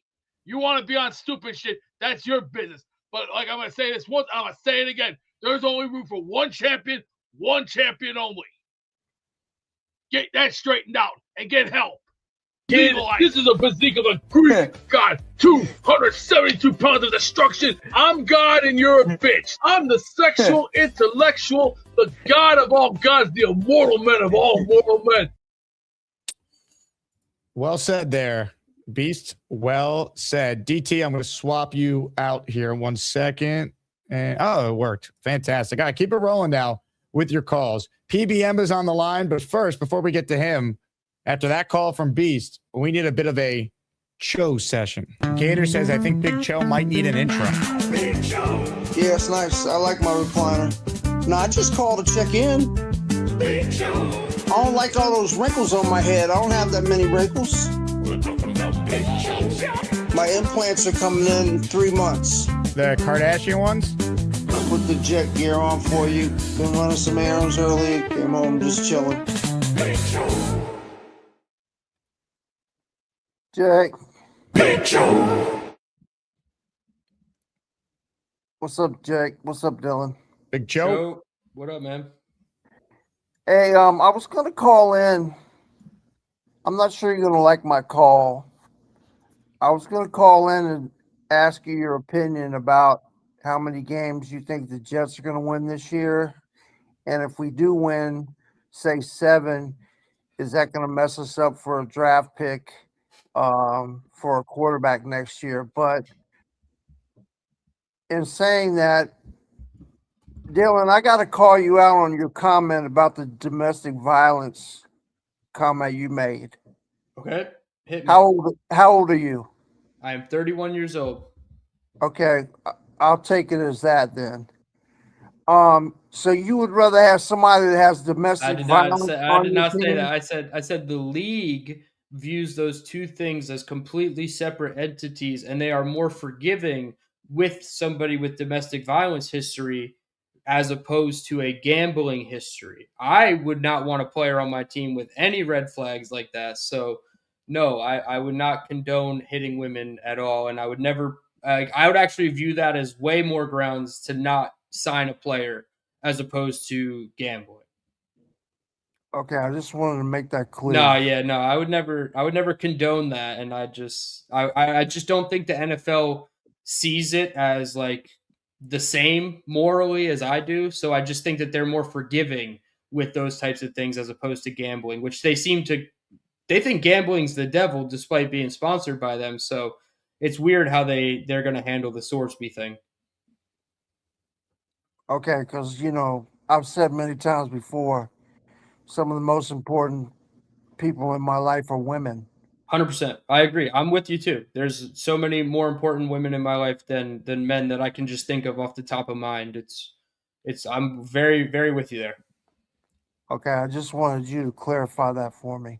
Talking about Big Joe. Thank you for clarifying that for me. Of course. All right, so getting back to what I wanted to talk about, how many wins is the Jets going to get? I think it's too early to tell, but I like to think 7 is achievable. We're talking about Big Joe. So if we get 7, like I said earlier, is that going to mess up us getting a decent quarterback? Because we'll probably have what? If you win 7, you're going to pick what? About 15? We picked 11th when we finished with 7 wins for Olu Fashanu. So it depends on what the rest of the league does. But yeah, 7 wins will probably get you closer to 15 than it would to 8. So the thing about it is we have 3 first-round picks. So even if the Jets end up as like the 12th, 13th, or 14th pick, what's to say the Colts pick isn't, somewhere between 4 and 11, and we can use that plus the Cowboys pick at like 24 and get into the top 5. So I think they've given themselves the flexibility where they kind of hedged their bet that if they are quote unquote too good, which I don't think is a thing, but from a draft perspective, they still have the ammo to go back in and get the guy that they want. What number do you think that we need to trade into to get a good quarterback? 5? It's tough because there was the one year where 6 quarterbacks went in the top 12. And if it's like that season, I think they went 1, 2, 3, 6, 8, 12. I think that's the order that they went in that year. So yeah, you would probably have to get into the top 8, in my opinion, to like solidify a guy that you feel really good about. Yeah, because I just think that there's going to be a lot of teams this year that are going to need a quarterback. It's fair to assume that, yeah, the Dolphins with Malik Willis, we don't know. The Cardinals, they only got Carson Beck. There's plenty of teams that we're not even thinking about that a year from now could need a quarterback, and they go up and get one in the first round. But there's probably also going to be teams that satiate that need somewhere else. So it's going to be a give and take. It's a little too hard to predict now because most of last year's quarterbacks at this time have a completely different path than what they were expected to do. So it's too hard to say, but there's going to be a handful of guys that if they feel comfortable, I would say top 8 to top 10, they can probably get a good guy that they like. To come in and play right away or what? Probably start within the first 2 months, right? 4 to 6, 4 to 8 games. And then you have the rookie come in for whoever that bridge is, whether it's Geno coming back on his second year or if it's a new quarterback at the top altogether. But I would say you give him a month, maybe 6 weeks to 8 weeks at the most to try to, acclimate to the NFL and understand it from a backup's perspective before throwing him out to the Wolves. Jets, Jets. Big Joe, did you cover everything you needed to cover there with Dylan? Where would Klubnik fit in if you got a quarterback and he's going to play in the first month or two? Where would Klubnik fit in? Hopefully, at best, he's your backup to the rookie quarterback. He showed you enough this year, whether it's in camp and preseason or if he has to come in the back end of the season. I think that if he shows you enough, he could be your quarterback 2. And if not, he's like quarterback 3, and you have your bridge, the rookie, and Cade Klubnik. We're talking about Big Joe. Hey, Joe, what did you think of Beast's jacket? I didn't see it. I see it now. What's he wearing that for? Supporting Kamala Harris, Nickelback, Baby Bop Barbie, the Democratic Party, and gay pride. Nice. I mean, if that's his thing, then, that's his thing. What's your thing, Big Joe? What grinds your gears? College basketball, brother. Big Joe. I like it. What you got on the Demon Deacons? What's that? Yeah, my daughter just finished her junior year at Wake. Love it. Went to last Saturday, went up to see her, spent the whole day with her, went out to lunch. It's a place called sports ball called Putters. It's right near the baseball and football field. And then we walked around campus and went to the bookstore. I got this new hat, got this new shirt, got her some stuff. And then we drove around. She showed me the campus and stuff because I hadn't been on campus since she's been there because of my health. We're talking about Big Joe. Then we went to the baseball game and Wake won 7-5 to sweep Louisville. We had nice seats right behind home plate. And then we went back up to her place and I moved some of her stuff back home with me. And then her mother and her friend came and got the rest of her stuff on Sunday. So she's back home now. Just finished her last exam yesterday. Big Joe. Sounds like a great weekend, and I'm glad you were able to get over to her campus. Yeah, it's good. Every time I can spend time with my daughter's awesome. So Big Joe. Hell yeah. It's always a good thing. So I'm rocking the Wake Forest stuff today. I was watching the Mets game just a minute ago, and I turned it off when the guy hit a grand slam. For the Mets or against the Mets? Against the Mets. Yeah, that sounds about right. bottom of the 8th, no outs, bases loaded. Oof. Didn't jack the grand slam, so I turned it off. The Rooster won his bet, though. He bet the Rockies today. I mean, I like to root for the Mets, but man, they make it hard. Try being a Jet fan. I am a Jet fan. You see what I did there, Big Cho? Big Cho. What? Big Cho, you're the man. Jets, Jets. Great call from Big Cho. Dylan had to calm him down. Big Cho came in guns blazing. Dylan said, "Not so fast. I respect women. The NFL, however." Yeah, let's be clear. Let's put it on the bottom ticker. Dylan, respecter of women. Joe Klecko, signed helmet, Hall of Fame inscription. We're raffling it away coming up. Last chance to enter. Not a ton of entries across our shows today. So if you've never won a raffle, you got a good chance. If you're in it, you got a good chance to win it. Bill M wants to know, Big Cho, why did you block PBM? Big Cho blocked Purple Belt Mike? Hold on. No. Let's get to the bottom of this. Purple Belt Mike, he loves the Dark Knight. He's got a green pool and he jumps right in. Maybe someday he'll get a brown belt, but for now he's just that Purple Belt Mike. Purple Belt Mike, it might be purple, but he can still kick your dirty ass. Oh, fuck. PBM, you're blocked by Big Cho? You're on mute. Yeah, I don't know what happened. I can't see his text and stuff. So either it was an accident or he blocked me for some reason. I don't know. Well, let's try and get to the bottom of this because obviously you're both tremendous as maniacs, big time Jet fans. Let's see if we can figure this out. Big Cho! Cho, did you block PBM? No, I don't even know how to do that. I'm technically challenged. Yeah, I figured it might have been like an accident. Maybe just your hand hovered over it. I know Lane did that to me, and it was like 6 months before he figured out how to unblock me. I didn't mean to do that. If I did, I don't even know how to do that. Yeah. It's probably. I'm a big It's fan in of your Google yours, man. account. You got to go to your Google account, and there's a block list. You just unblock it because YouTube and Google's linked. What do I have to do? You go in your Google account, and in the account center, it'll show you blocked, and then you go there and you just unblock. I don't know how that happened. I would never do that on purpose. I'm a big fan. If you just have your finger on like the chat, comes up blocked, so you could, without even knowing it, in your hand, like in the pocket or something. Okay, so tell me again what I need to do to unblock you. Just go to the account center in your Google account. Okay. And then from there should be like a block list or something like that. And you'll see that. Yeah. Okay, sorry about that. No, it's okay. We'll get to the bottom of this. Hey, Big Cho, I just received this. Why didn't you tell us you have a Big Cho Beast Daddy jacket? A Beast Cho Big Daddy jacket?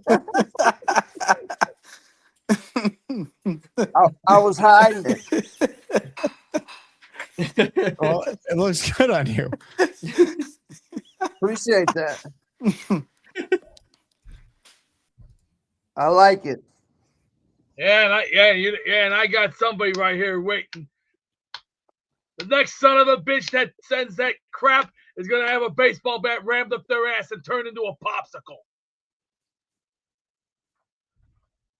Beast. What's up, You know what Beast? kind of bat this is? This is a 34 ounce right here. This is the last bat that I used when I played ball. 350 hitter with this baby right here. This is a power bat right here. My little baby right here. How you doing today, Beast? I've had a rough day. My back's killing me. My legs are shot.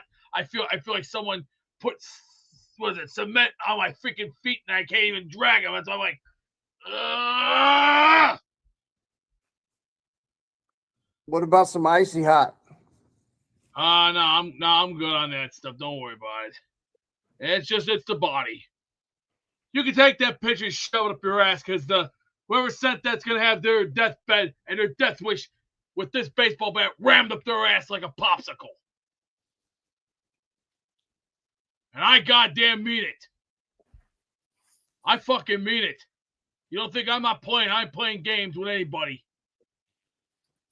And half the chat, let me say, half the chat are a bunch of pussies who are in their parents' basement with their little pink, yellow, and orange panties on because they're sad to go one-on-one, man-to-man against my world.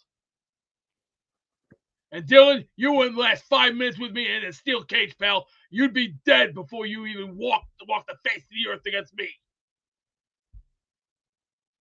And you can kiss my ass too in these jets because you're another. Bro, you cry. You cry so much, dude. You gotta stop crying. You will not last 5 minutes in a steel cage with me. I will kill you. That's not true. Yeah, you gotta stop. You gotta. Especially with the running Liger bomb, the Ultimo Dragon lights out bomb, and then final touch of the 1, 2, 3, 4, 5 kick. What's the rules of a cage match, Beast? How do you win a cage match? Strive to survive. You climb over the cage and get out. You can't run from me, pal. You will be dead before you even. I'll take 3 laps around the ring, jump halfway up the turnbuckle, climb on the cage, and get out before you even can count to 10, Beast. We'll see about that little fella. I've dealt with punk. Let me just say this. Back in high school, I used to deal with punks like you on the street corner. You wouldn't last 5 minutes. You wouldn't last. I think you cry a lot, Beast. I'll be honest. No, it's assholes like you that make society look bad. You think your Democrat ways are going to get you anywhere in life? You're not going to get anywhere in life. It's your mouth, and whoever posts this shit, you got your death wish coming your way. And it will be a death wish with you on a cross screaming in pain. You're gonna do me like the savior? You're gonna put me on a cross? That doesn't make sense, Beast. Oh, I'm talking. No. I'm gonna do it the old-fashioned way, like vampires. Did you ever see the movie Vampires? John Carpenter. Yeah, that's right. Playtime is over. Either you better shut your hole or you step up to the plate. Just remember this word. Cool. Yeah, well, watch it, pal. Watch it. I'll be watching. Or get cracked. All right. Did you turn that baseball into a mop so you can clean up your tears? Leave a message. Leave a message. I have no message for you, Beast.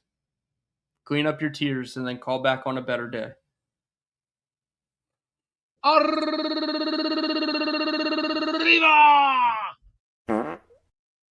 think we covered a lot of ground with that Rumble. Dude, we did quite a bit there. It's been a fun 97 minutes on the show. Oh, yeah. Ladies and gentlemen, Joe Klecko signed helmet. I'm counting the raffle entries, home stretch of our show. So make sure you enter the raffle like Papa Jet did. I knew Papa Jet would get in here. Anytime there's a Joe Klecko prize, he usually enters. Papa, thanks for supporting the show. We got you down for 5 entries in our raffle. Hit the Jet chant.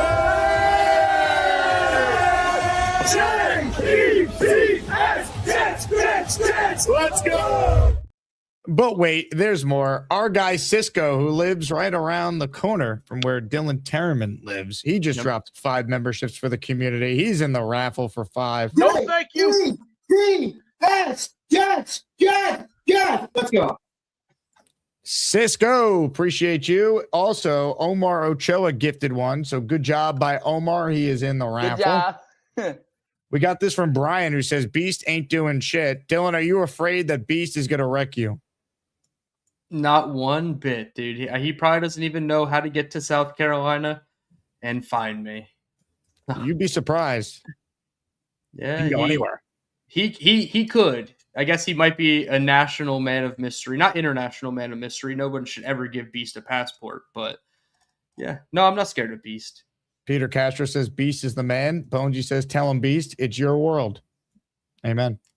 Ryan checks in. I'll get in the raffle. Great show today, guys. F Beast. Wow, strong ending there from Ryan, but he is in the raffle for 2. Well, Ryan, tough. You're going to have to deal with this type of draft analysis from Beast. This new quarterback that I like from Clemson, great kid. He may have went to a shitty college, but I'll tell you what he did. He did something about it. He did something about it, DT. You know what's funny? Because Bonesy here says Beast would fuck you up, Dylan. That's what he said. Jake, you've seen me fight. You've Have actually seen. Yeah, I sent you a video of. Oh yeah.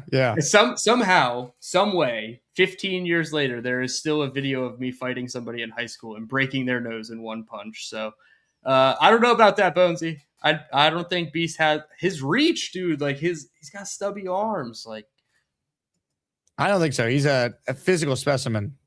3-time ear infection survivor might be hard to overcome in a one-on-one bout. Beast is a man's man. I think you're just crediting his greatness.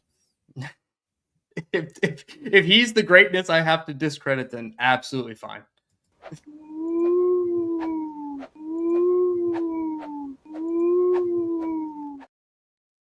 You look at me you look at me right in my eyes. I've been to the dark side. I've seen both the 7 gates and the 8 circles of hell. I don't think you've been there before. You haven't learned nothing just yet. You have only just begun. Just because you listen to Blink 182 and the rest of the loser band that you got in your little puny little roster, I would knock you out within 5 minutes. Just give me Hatebreed, give me Wasp, give me Vader and Motorhead, and you're lights out. You'd be done before then. Completely wiped off the earth, clean. It'd be like you told me to look at you, so I couldn't. It would be like watching Nibiru crush planet Earth. It'd be like watching Nibiru crush planet Earth. Well, I don't get that reference, so I'm happy for you. Look at you working out with Mad Max. I'm sorry. This is completely fake. It's fake AI. It is again. I'm going to address it. Fake AI, yet pathetic. Very pathetic. What's the fake part? You want to sit there and believe your little fake AIs? You are a oversight little a sheep going meh, meh. Is the fake part? Is the fake part you actually lifting the bar? Yeah, okay. You're the fake part is you actually lifting the bar, or is it Mad Max having more muscle than you? You know, you just did. You basically turned into a sheeple. Okay. I'm glad that was on your word of the day, toilet paper Beast. You basically sold your soul out. Yeah. And you know what? This is pretty damning, bro. He's lucky this son of a bitch would get his life knocked out because I have a rivalry with him. And I'll tell you what this rivalry with the looks hot dog? Like. Oh, no. It's a hated rivalry. With the hot dog? Hated. No, you idiot. I'm talking a real life hatred. It's called it's called old school versus new school. Badass versus wimp ass. Yeah. Totally. Just remember that. And leave a message at the beep. Beep. Have a good workout with Mad Max. You can kiss my ass. That's what you can do. I thought I was leaving a message. Oh, look at you mud bathing with him. You guys have developed quite the friendship lately. You know what your problem? You know what your problem is? You are so much a piece of crap. You're as bad as the sheeple is. You're sheep. Yeah. You're basically dumb and pathetic and out of date. Just like old food. You know what I do to old food? It goes in the trash. Just like you. Example. I'm glad your cleanliness is reality increased. stands right here. B, I'm looking at fantasy from another dimension that probably came out of Planet X.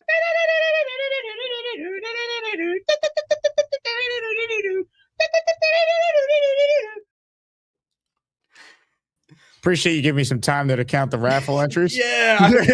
all I needed to do was keep stirring the pot and keeping them on longer so you can count those raffle entries. Oh, yeah. We were counting them. Last chance if you want a shot at winning this signed Joe Klecko helmet I'm holding in my hand. We'll send it out to you as early as tomorrow should you get me your necessary information. Ryan, I think I shouted you out. I did. You're in for 2. A couple things to address. Big Cho wrote in, Jake, can you put me back on? I have a question about the purple belt mic situation. Thanks, Cho. Well, Cho, we know it's you. You don't need to sign off as Cho in the comment section. Nonetheless, I will absolutely put you back on the program because you are the one, the only Big Cho. Jets. Oh, where'd Big Joe? Big Joe, where are you at? There we go. I have a question. Jake. Joe. I have a question.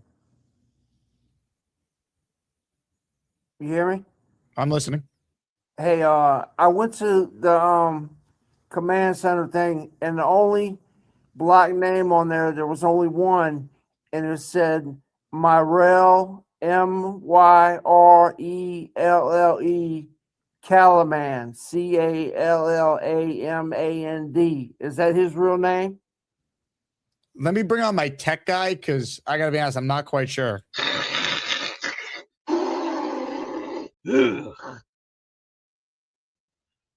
¿Qué pasa, Joe? How are you?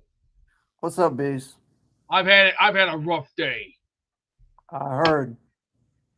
Yeah, well, my temper's a little spicy right now because I got to put people in their place. They have to learn. See, it's called discipline. We're gonna reinstall discipline back in this country again, one by prime example. Exhibit A, time to start teaching these punks respect. They need to learn some respect. Can you hear me? Jeffrey Epstein. Good job. Beast, how you doing? Get this loser the hell out of here. Or I'm lucky I don't knock his teeth out and break that ugly face. Oh my God. A freaking loser with a bad haircut. What are you doing today, Beast? I got a $5 wig from where? Oh, you mean Supercuts?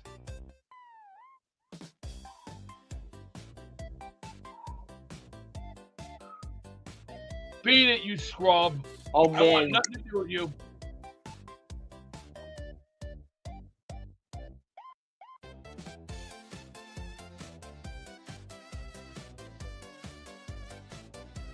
Beast, I'm in your league, trust me. Beast, I'm in your league. I'm facts, you're fiction. Just accept that, Beast.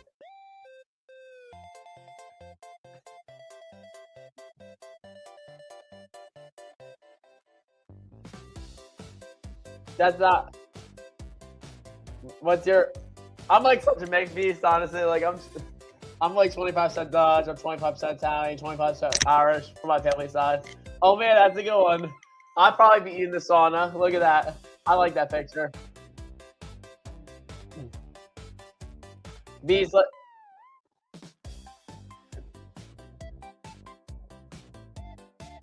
Beast. Beast, I have 180 pounds of pure muscle.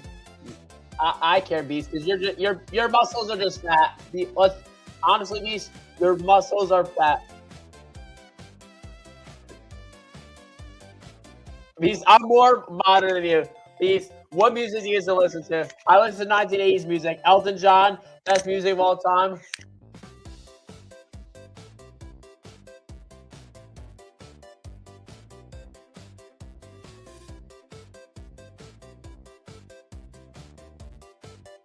Beast, look at that back. Look at this shirt.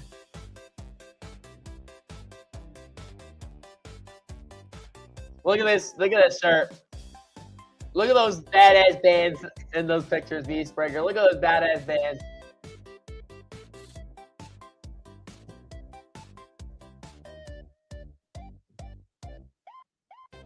David Aaron's, which is Mad Max, which is Loopy Max. I'm to the right. My Loopy self is to the left. David Aaron.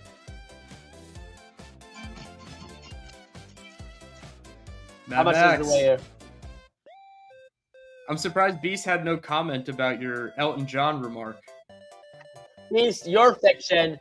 I am facts. You're a fake fraudulent bastard, and I would cut I your know you're throat on out. Instagram. You have like 50 million Instagram faggot. accounts. You're I saw not you a on fag. Instagram. I was on Instagram the other day. You have 20 million Fuck. Instagram accounts. Waste of space, sheeple, clown. You're a loser. You're a dumb shit. Dude, And get out of here. Get out of here. It probably looks like someone that came out of Astro, man. You're going something but it's kung fu fighting. Those kicks. Beast, honestly, what do you do in your life?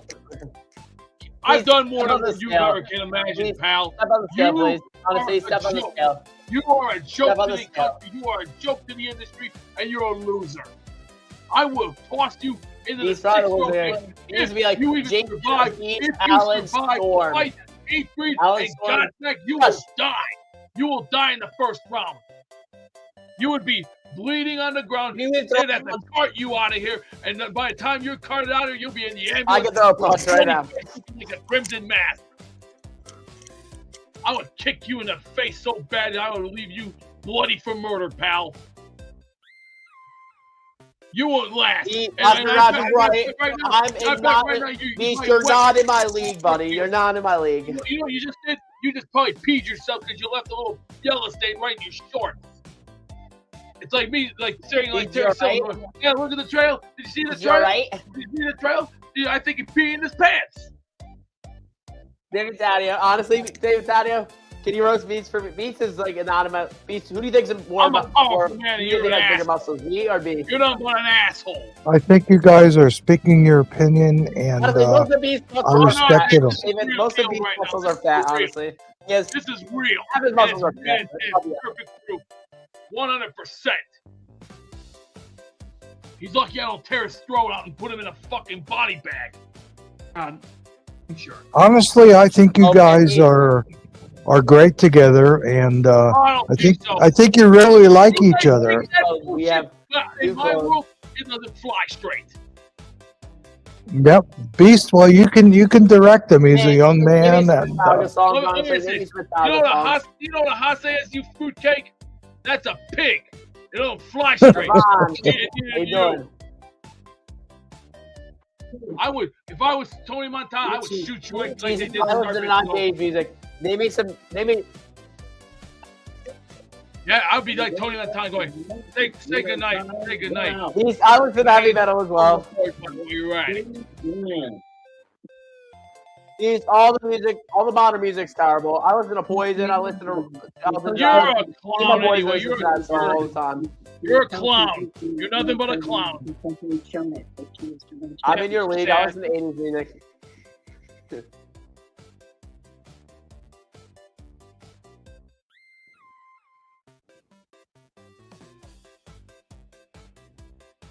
Big Joe, how the heck are you?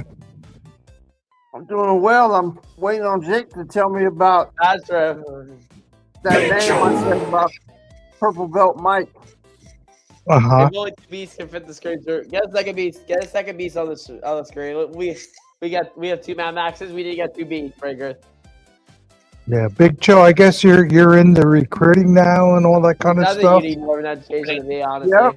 Right in the middle. I got about 5 to 10 phone calls to start making about 7 o'clock tonight.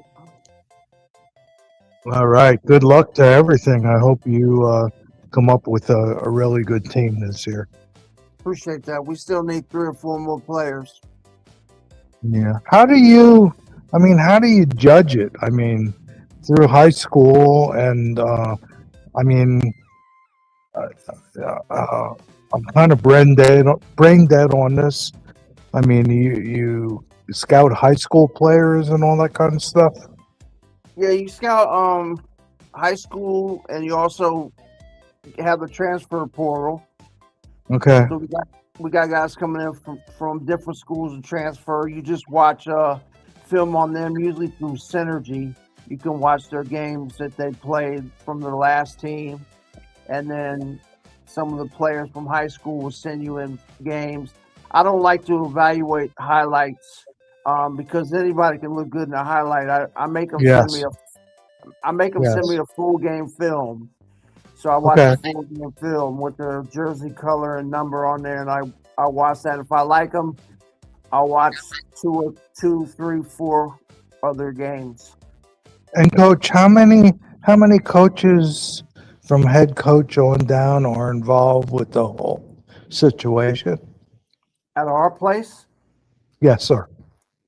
We got the head coach, and then there's B-Mac. Look at my new hat. B-Mac. I'm a Steelers fan now.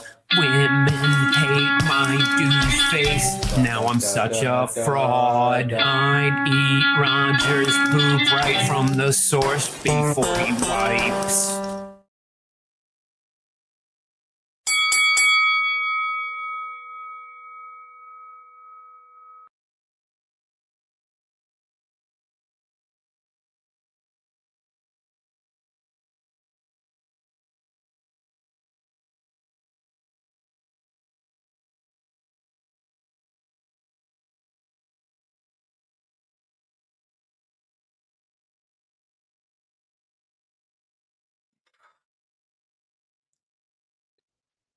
Beat it, loser. Beat it, loser. I can't stand your face anyway. You're a nobody. Bad internet, bad connection, bad.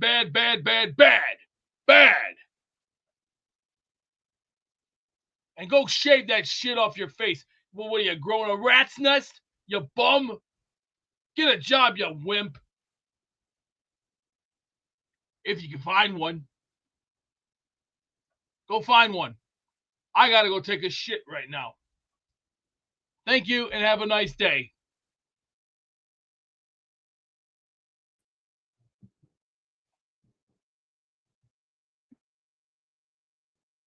David, to answer your question, there's 5 of us, the head and 4 assistants that are involved with recruiting. Okay, coach, and I just Can you hear me? I'm an all-around sport fan, and I admire you for what you do, and it's really cool. I appreciate it, man. I love to do it. I've been I just turned 60 on Christmas Day, and I've been coaching since I'm 25, so 35 years. You'll never get my chicken soup recipe. I'm not saying that Glowski takes steroids. Please, some of it. Hey, child. Who is that lovely lady? Send it this way,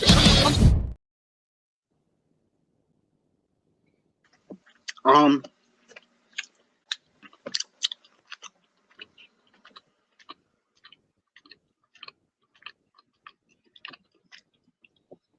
Charles Corbin, what are you saying?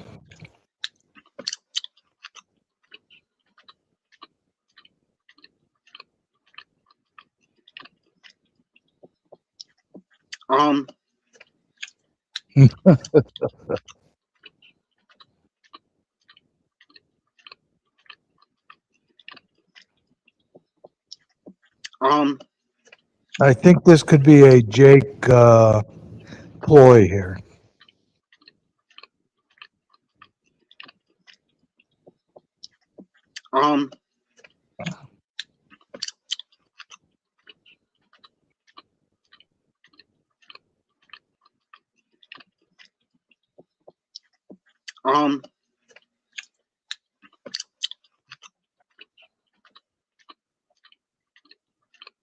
Why don't you say something?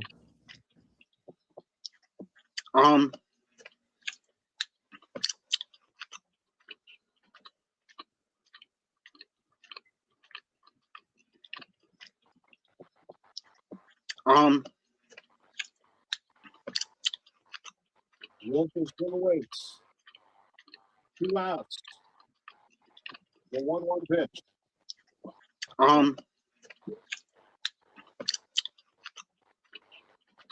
In their UIP series last weekend, Jefferson did come in a pinch hit for the game. Now River is a strike away from getting out of this. Here it is. This is 2-2.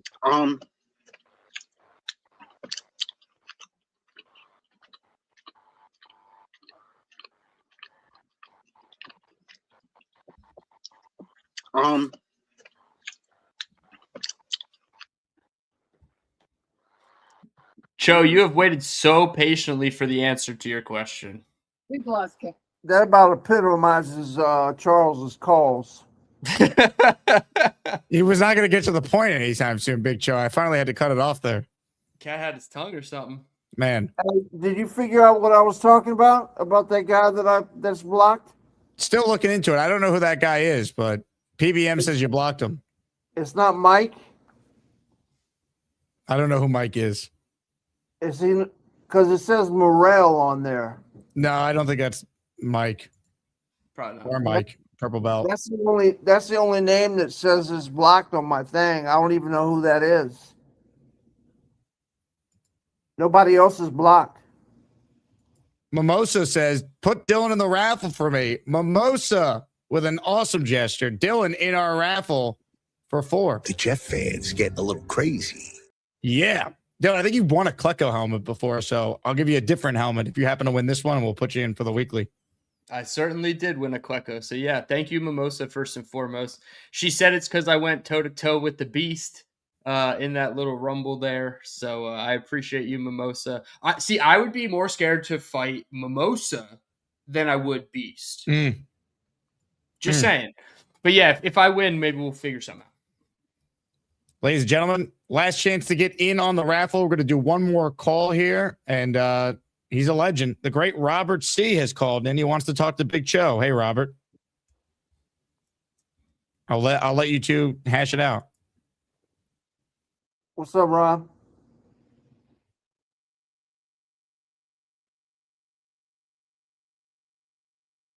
Rob, I can't hear you.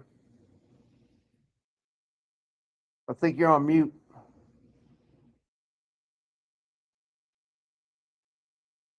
Jake, I Send can't in your hear super you. chats. I'm going to take a shit on this couch. Jets got to get things going next week. I mean, they play Pittsburgh and they play New England after that, and probably the week after New England's the bye week. They're going to play Miami twice in December. They've got the Texans. I think they're going to play Jacksonville again.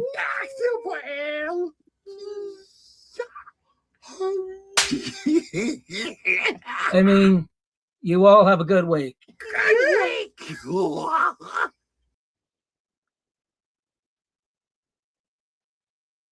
What the hell was that?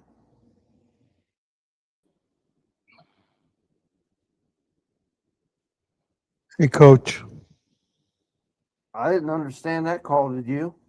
No, no, I didn't. I like Robert C., but didn't quite understand that one. After that, and probably the week after New England's the bye week.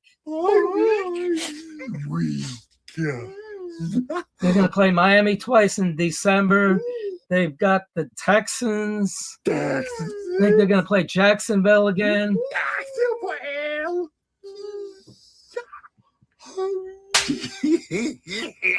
I mean, you all have a good week.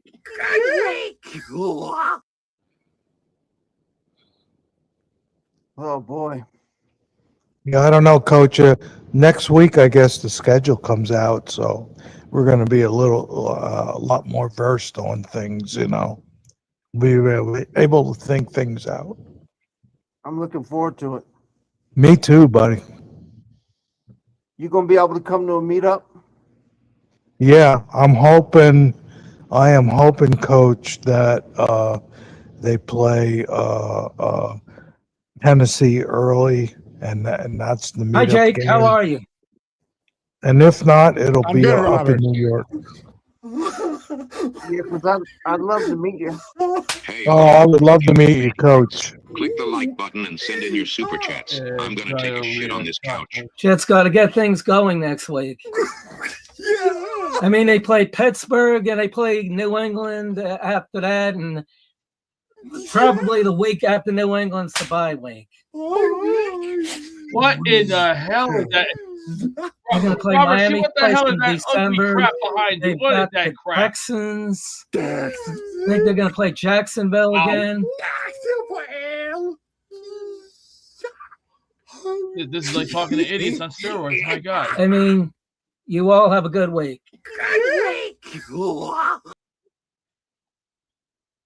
And now let's go to let's go back to Jake and get ready for the final presentation of the wheel.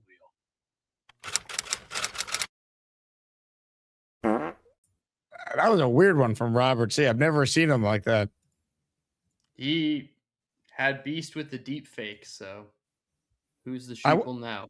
So I was going to get to the raffle, but Mad Max wants to call in quickly. So Mad Max just posted the link. It's ready for you. And we'll be ready to roll. Last chance, Mad Max.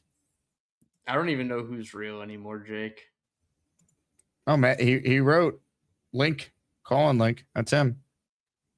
All right. Ladies and gentlemen. We'll see. Mad Max. Can you hear me? Jeffrey Epstein. Good job. Hey, Max. Does me hear me now? Honestly, let's Max. let's talk about let's talk about some sports takes. So, Jake, tough loss by the Yankees yesterday. And then for the Knicks, good game 2 win. And then honestly, let's see. Well, you're focused on yesterday. They've already played a full game and won. And honestly, I think that the Knicks are going to win today. Everyone's going to be like, oh my God, they're going to be like the Philly thing. You know, the Phillies. Ladies and gentlemen, sports fans of all ages, welcome to the event of the year, the moment you've all been waiting for. This is the Asmaniac Rumble. Beast Breaker, either. Get the hell out of here, you piece of Shut up. I want You got a dirty mouth. Piece of crap. Beast Breaker. Hey. Beast Breaker, shut up. Stop cursing. Shut up. Stop cursing. When you call people old, this is what you get. Understand? You're an idiot. Dave You Berger. don't know anything about football. You never did. You have no perspective. Riga, I know more about football than you. I know more about football. I wanted JSN over Will McDonald. My draft analysis is good. I wanted JSN over Will McDonald. You have no I wanted whatsoever. when I said Will McDonald, when the Jets picked McDonald, big mistake. And I know more about football than you, Berga. Because honestly, Berga, just because you're 75 years old doesn't mean I know more about football. Like honestly, Berga, I know more about football. Briga, you're just jealous. Briga, you're just jealous. You're just Briga, you're not in my league, buddy. You're not in my league.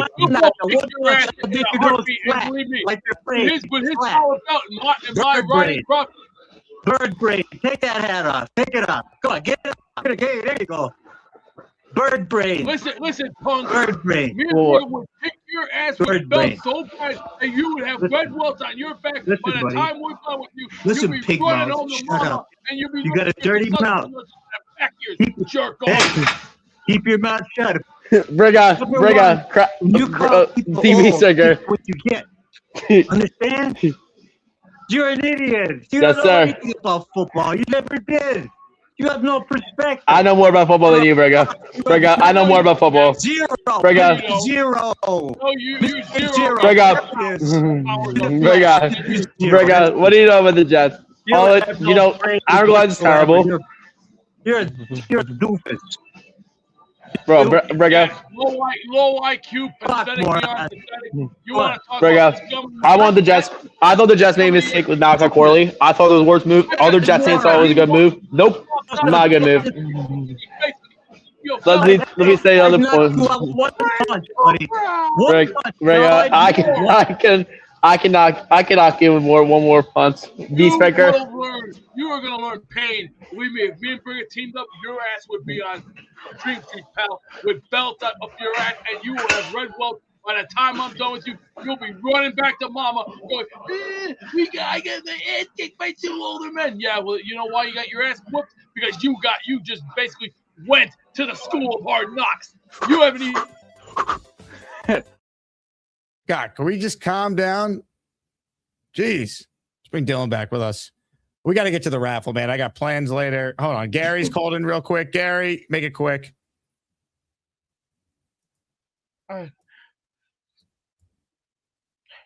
Peace, you okay? My back's starting to tighten up on. I don't know what it is. I just got off the crapper 5 minutes ago. Probably because you were too busy yelling at fake Dave Briga. I don't think so. Dave Briga's a man. See, that's what's wrong with this world today. That's what's wrong with today's world. There is no discipline because punks like you make a bad reputation. Gary, me and Beast, honestly, Beast is just jealous that you made it all the way to the championship. But Gary, I support your campaign. You have smart football takes. Gary. Honestly, Gary, Beast, you're just jealous. Me and Gary are believers in Christ, honestly. You were sucking his ass dry. You can't Beast Trigger with a woman. You're a virgin, you bum. Virgin. Beast, honestly, Beastbreaker, you have nothing to do. You sit in your lair all day. Gary will beat you in a fight pretty badly. Honestly, Beast. Beast, you'll be in the school of hard knocks, and we'll be like, wah, where's my mommy? Honestly, Beast. Whore. Whore. Beastbreaker. Beast. Crap off. You're not the Rattenberger. Un Bex. Beastbreaker. You're not even. Beastbreaker. It's me. Beastbreaker, you're not in my league, buddy. Beastbreaker, you're not in my league. Look at that. No. Little turkey action. All right, let's get to the raffle here. Wait, hold on. Was that Andrew C with the turkey? It was, yes. Wow, you look sober. Look at that. Little turkey action. Shout out to the dream. Yeah, no slur, glasses on, bright. I think that man was sober.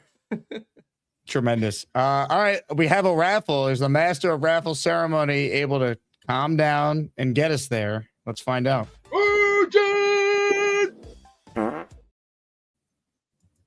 Stone Cold Steve Austin in the house. I'm giving Todd Pettengill a break today because he deserves a little bit of a break. Now, girls, bring the wheel over here. We're going to get a winner today. And remember, Austin 316 says It's time to announce the winners of the weekly Asmaniac raffle. Let's spin the Jake Asman Show Wheel of Champions and find out which Asmaniac is winning an epic prize. Here we go, ladies and gentlemen. Good luck to everyone who entered. But only one Asmaniac can win today. If you win, the only way you can claim your prize is if you email me, asmanjake@gmail.com, your name and address. Good luck to all. But only one. I'm just reading the comments. I'm dying here. This has been some show. This has been wild. Ladies and gentlemen, welcome to the off season of the Jake Asman Show. Here we go. One spin to determine a winner of a signed Klecko helmet. The winner is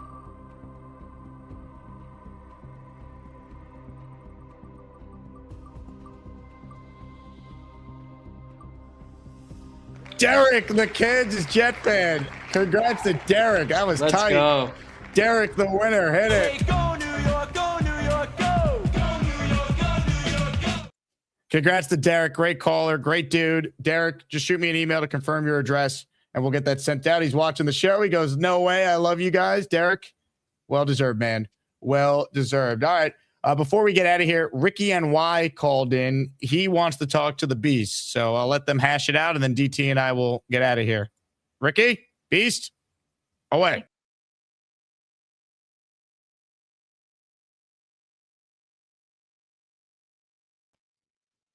What do you need? You know I'm not in a good mood today. I already took a diarrhea dump, and my back's killing me. Does anybody else need anything?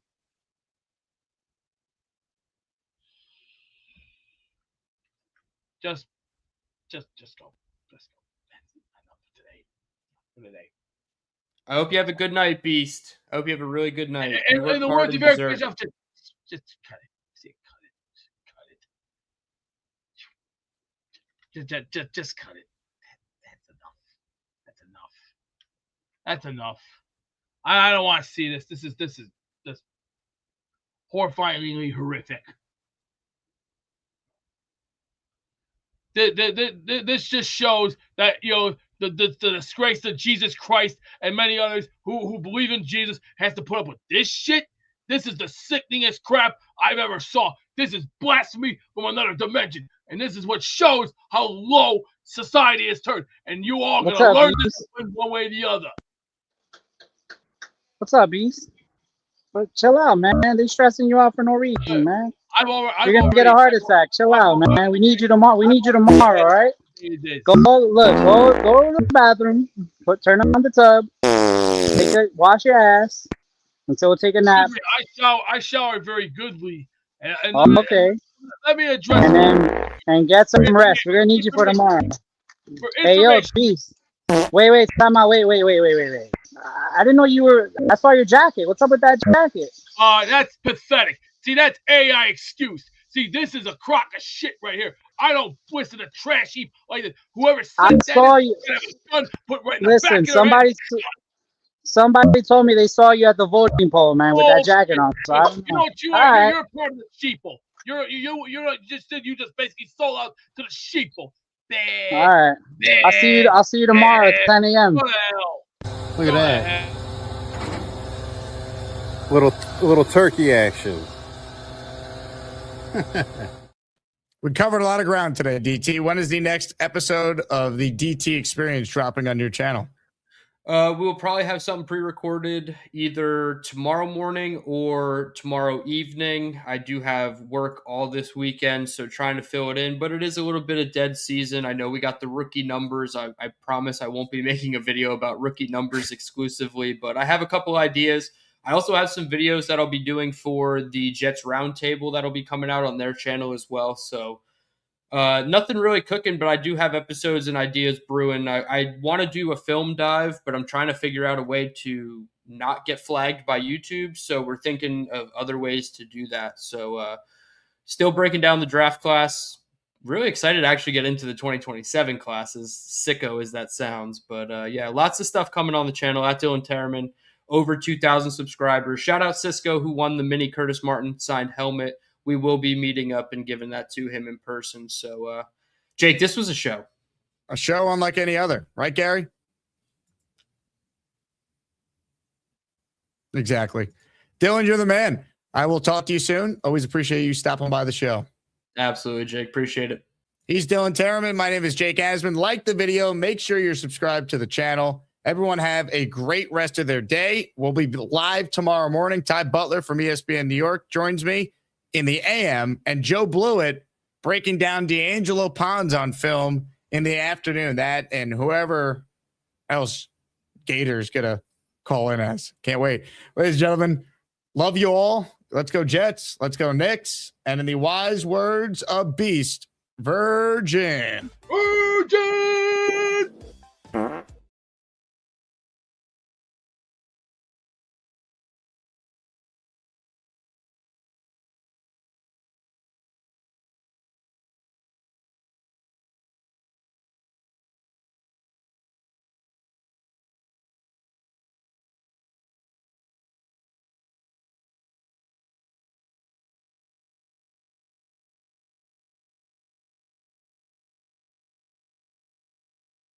Gary is a cheater and he's a disgrace to this country. I think somebody should throw him in Iran and let him be the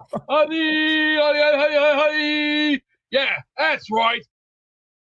Oh, hi. Jake wants me to ask you to click on the like button. That's right, Lane. And if they don't subscribe to the Jake Asman Show, this team may never win another game. Let's go Jets.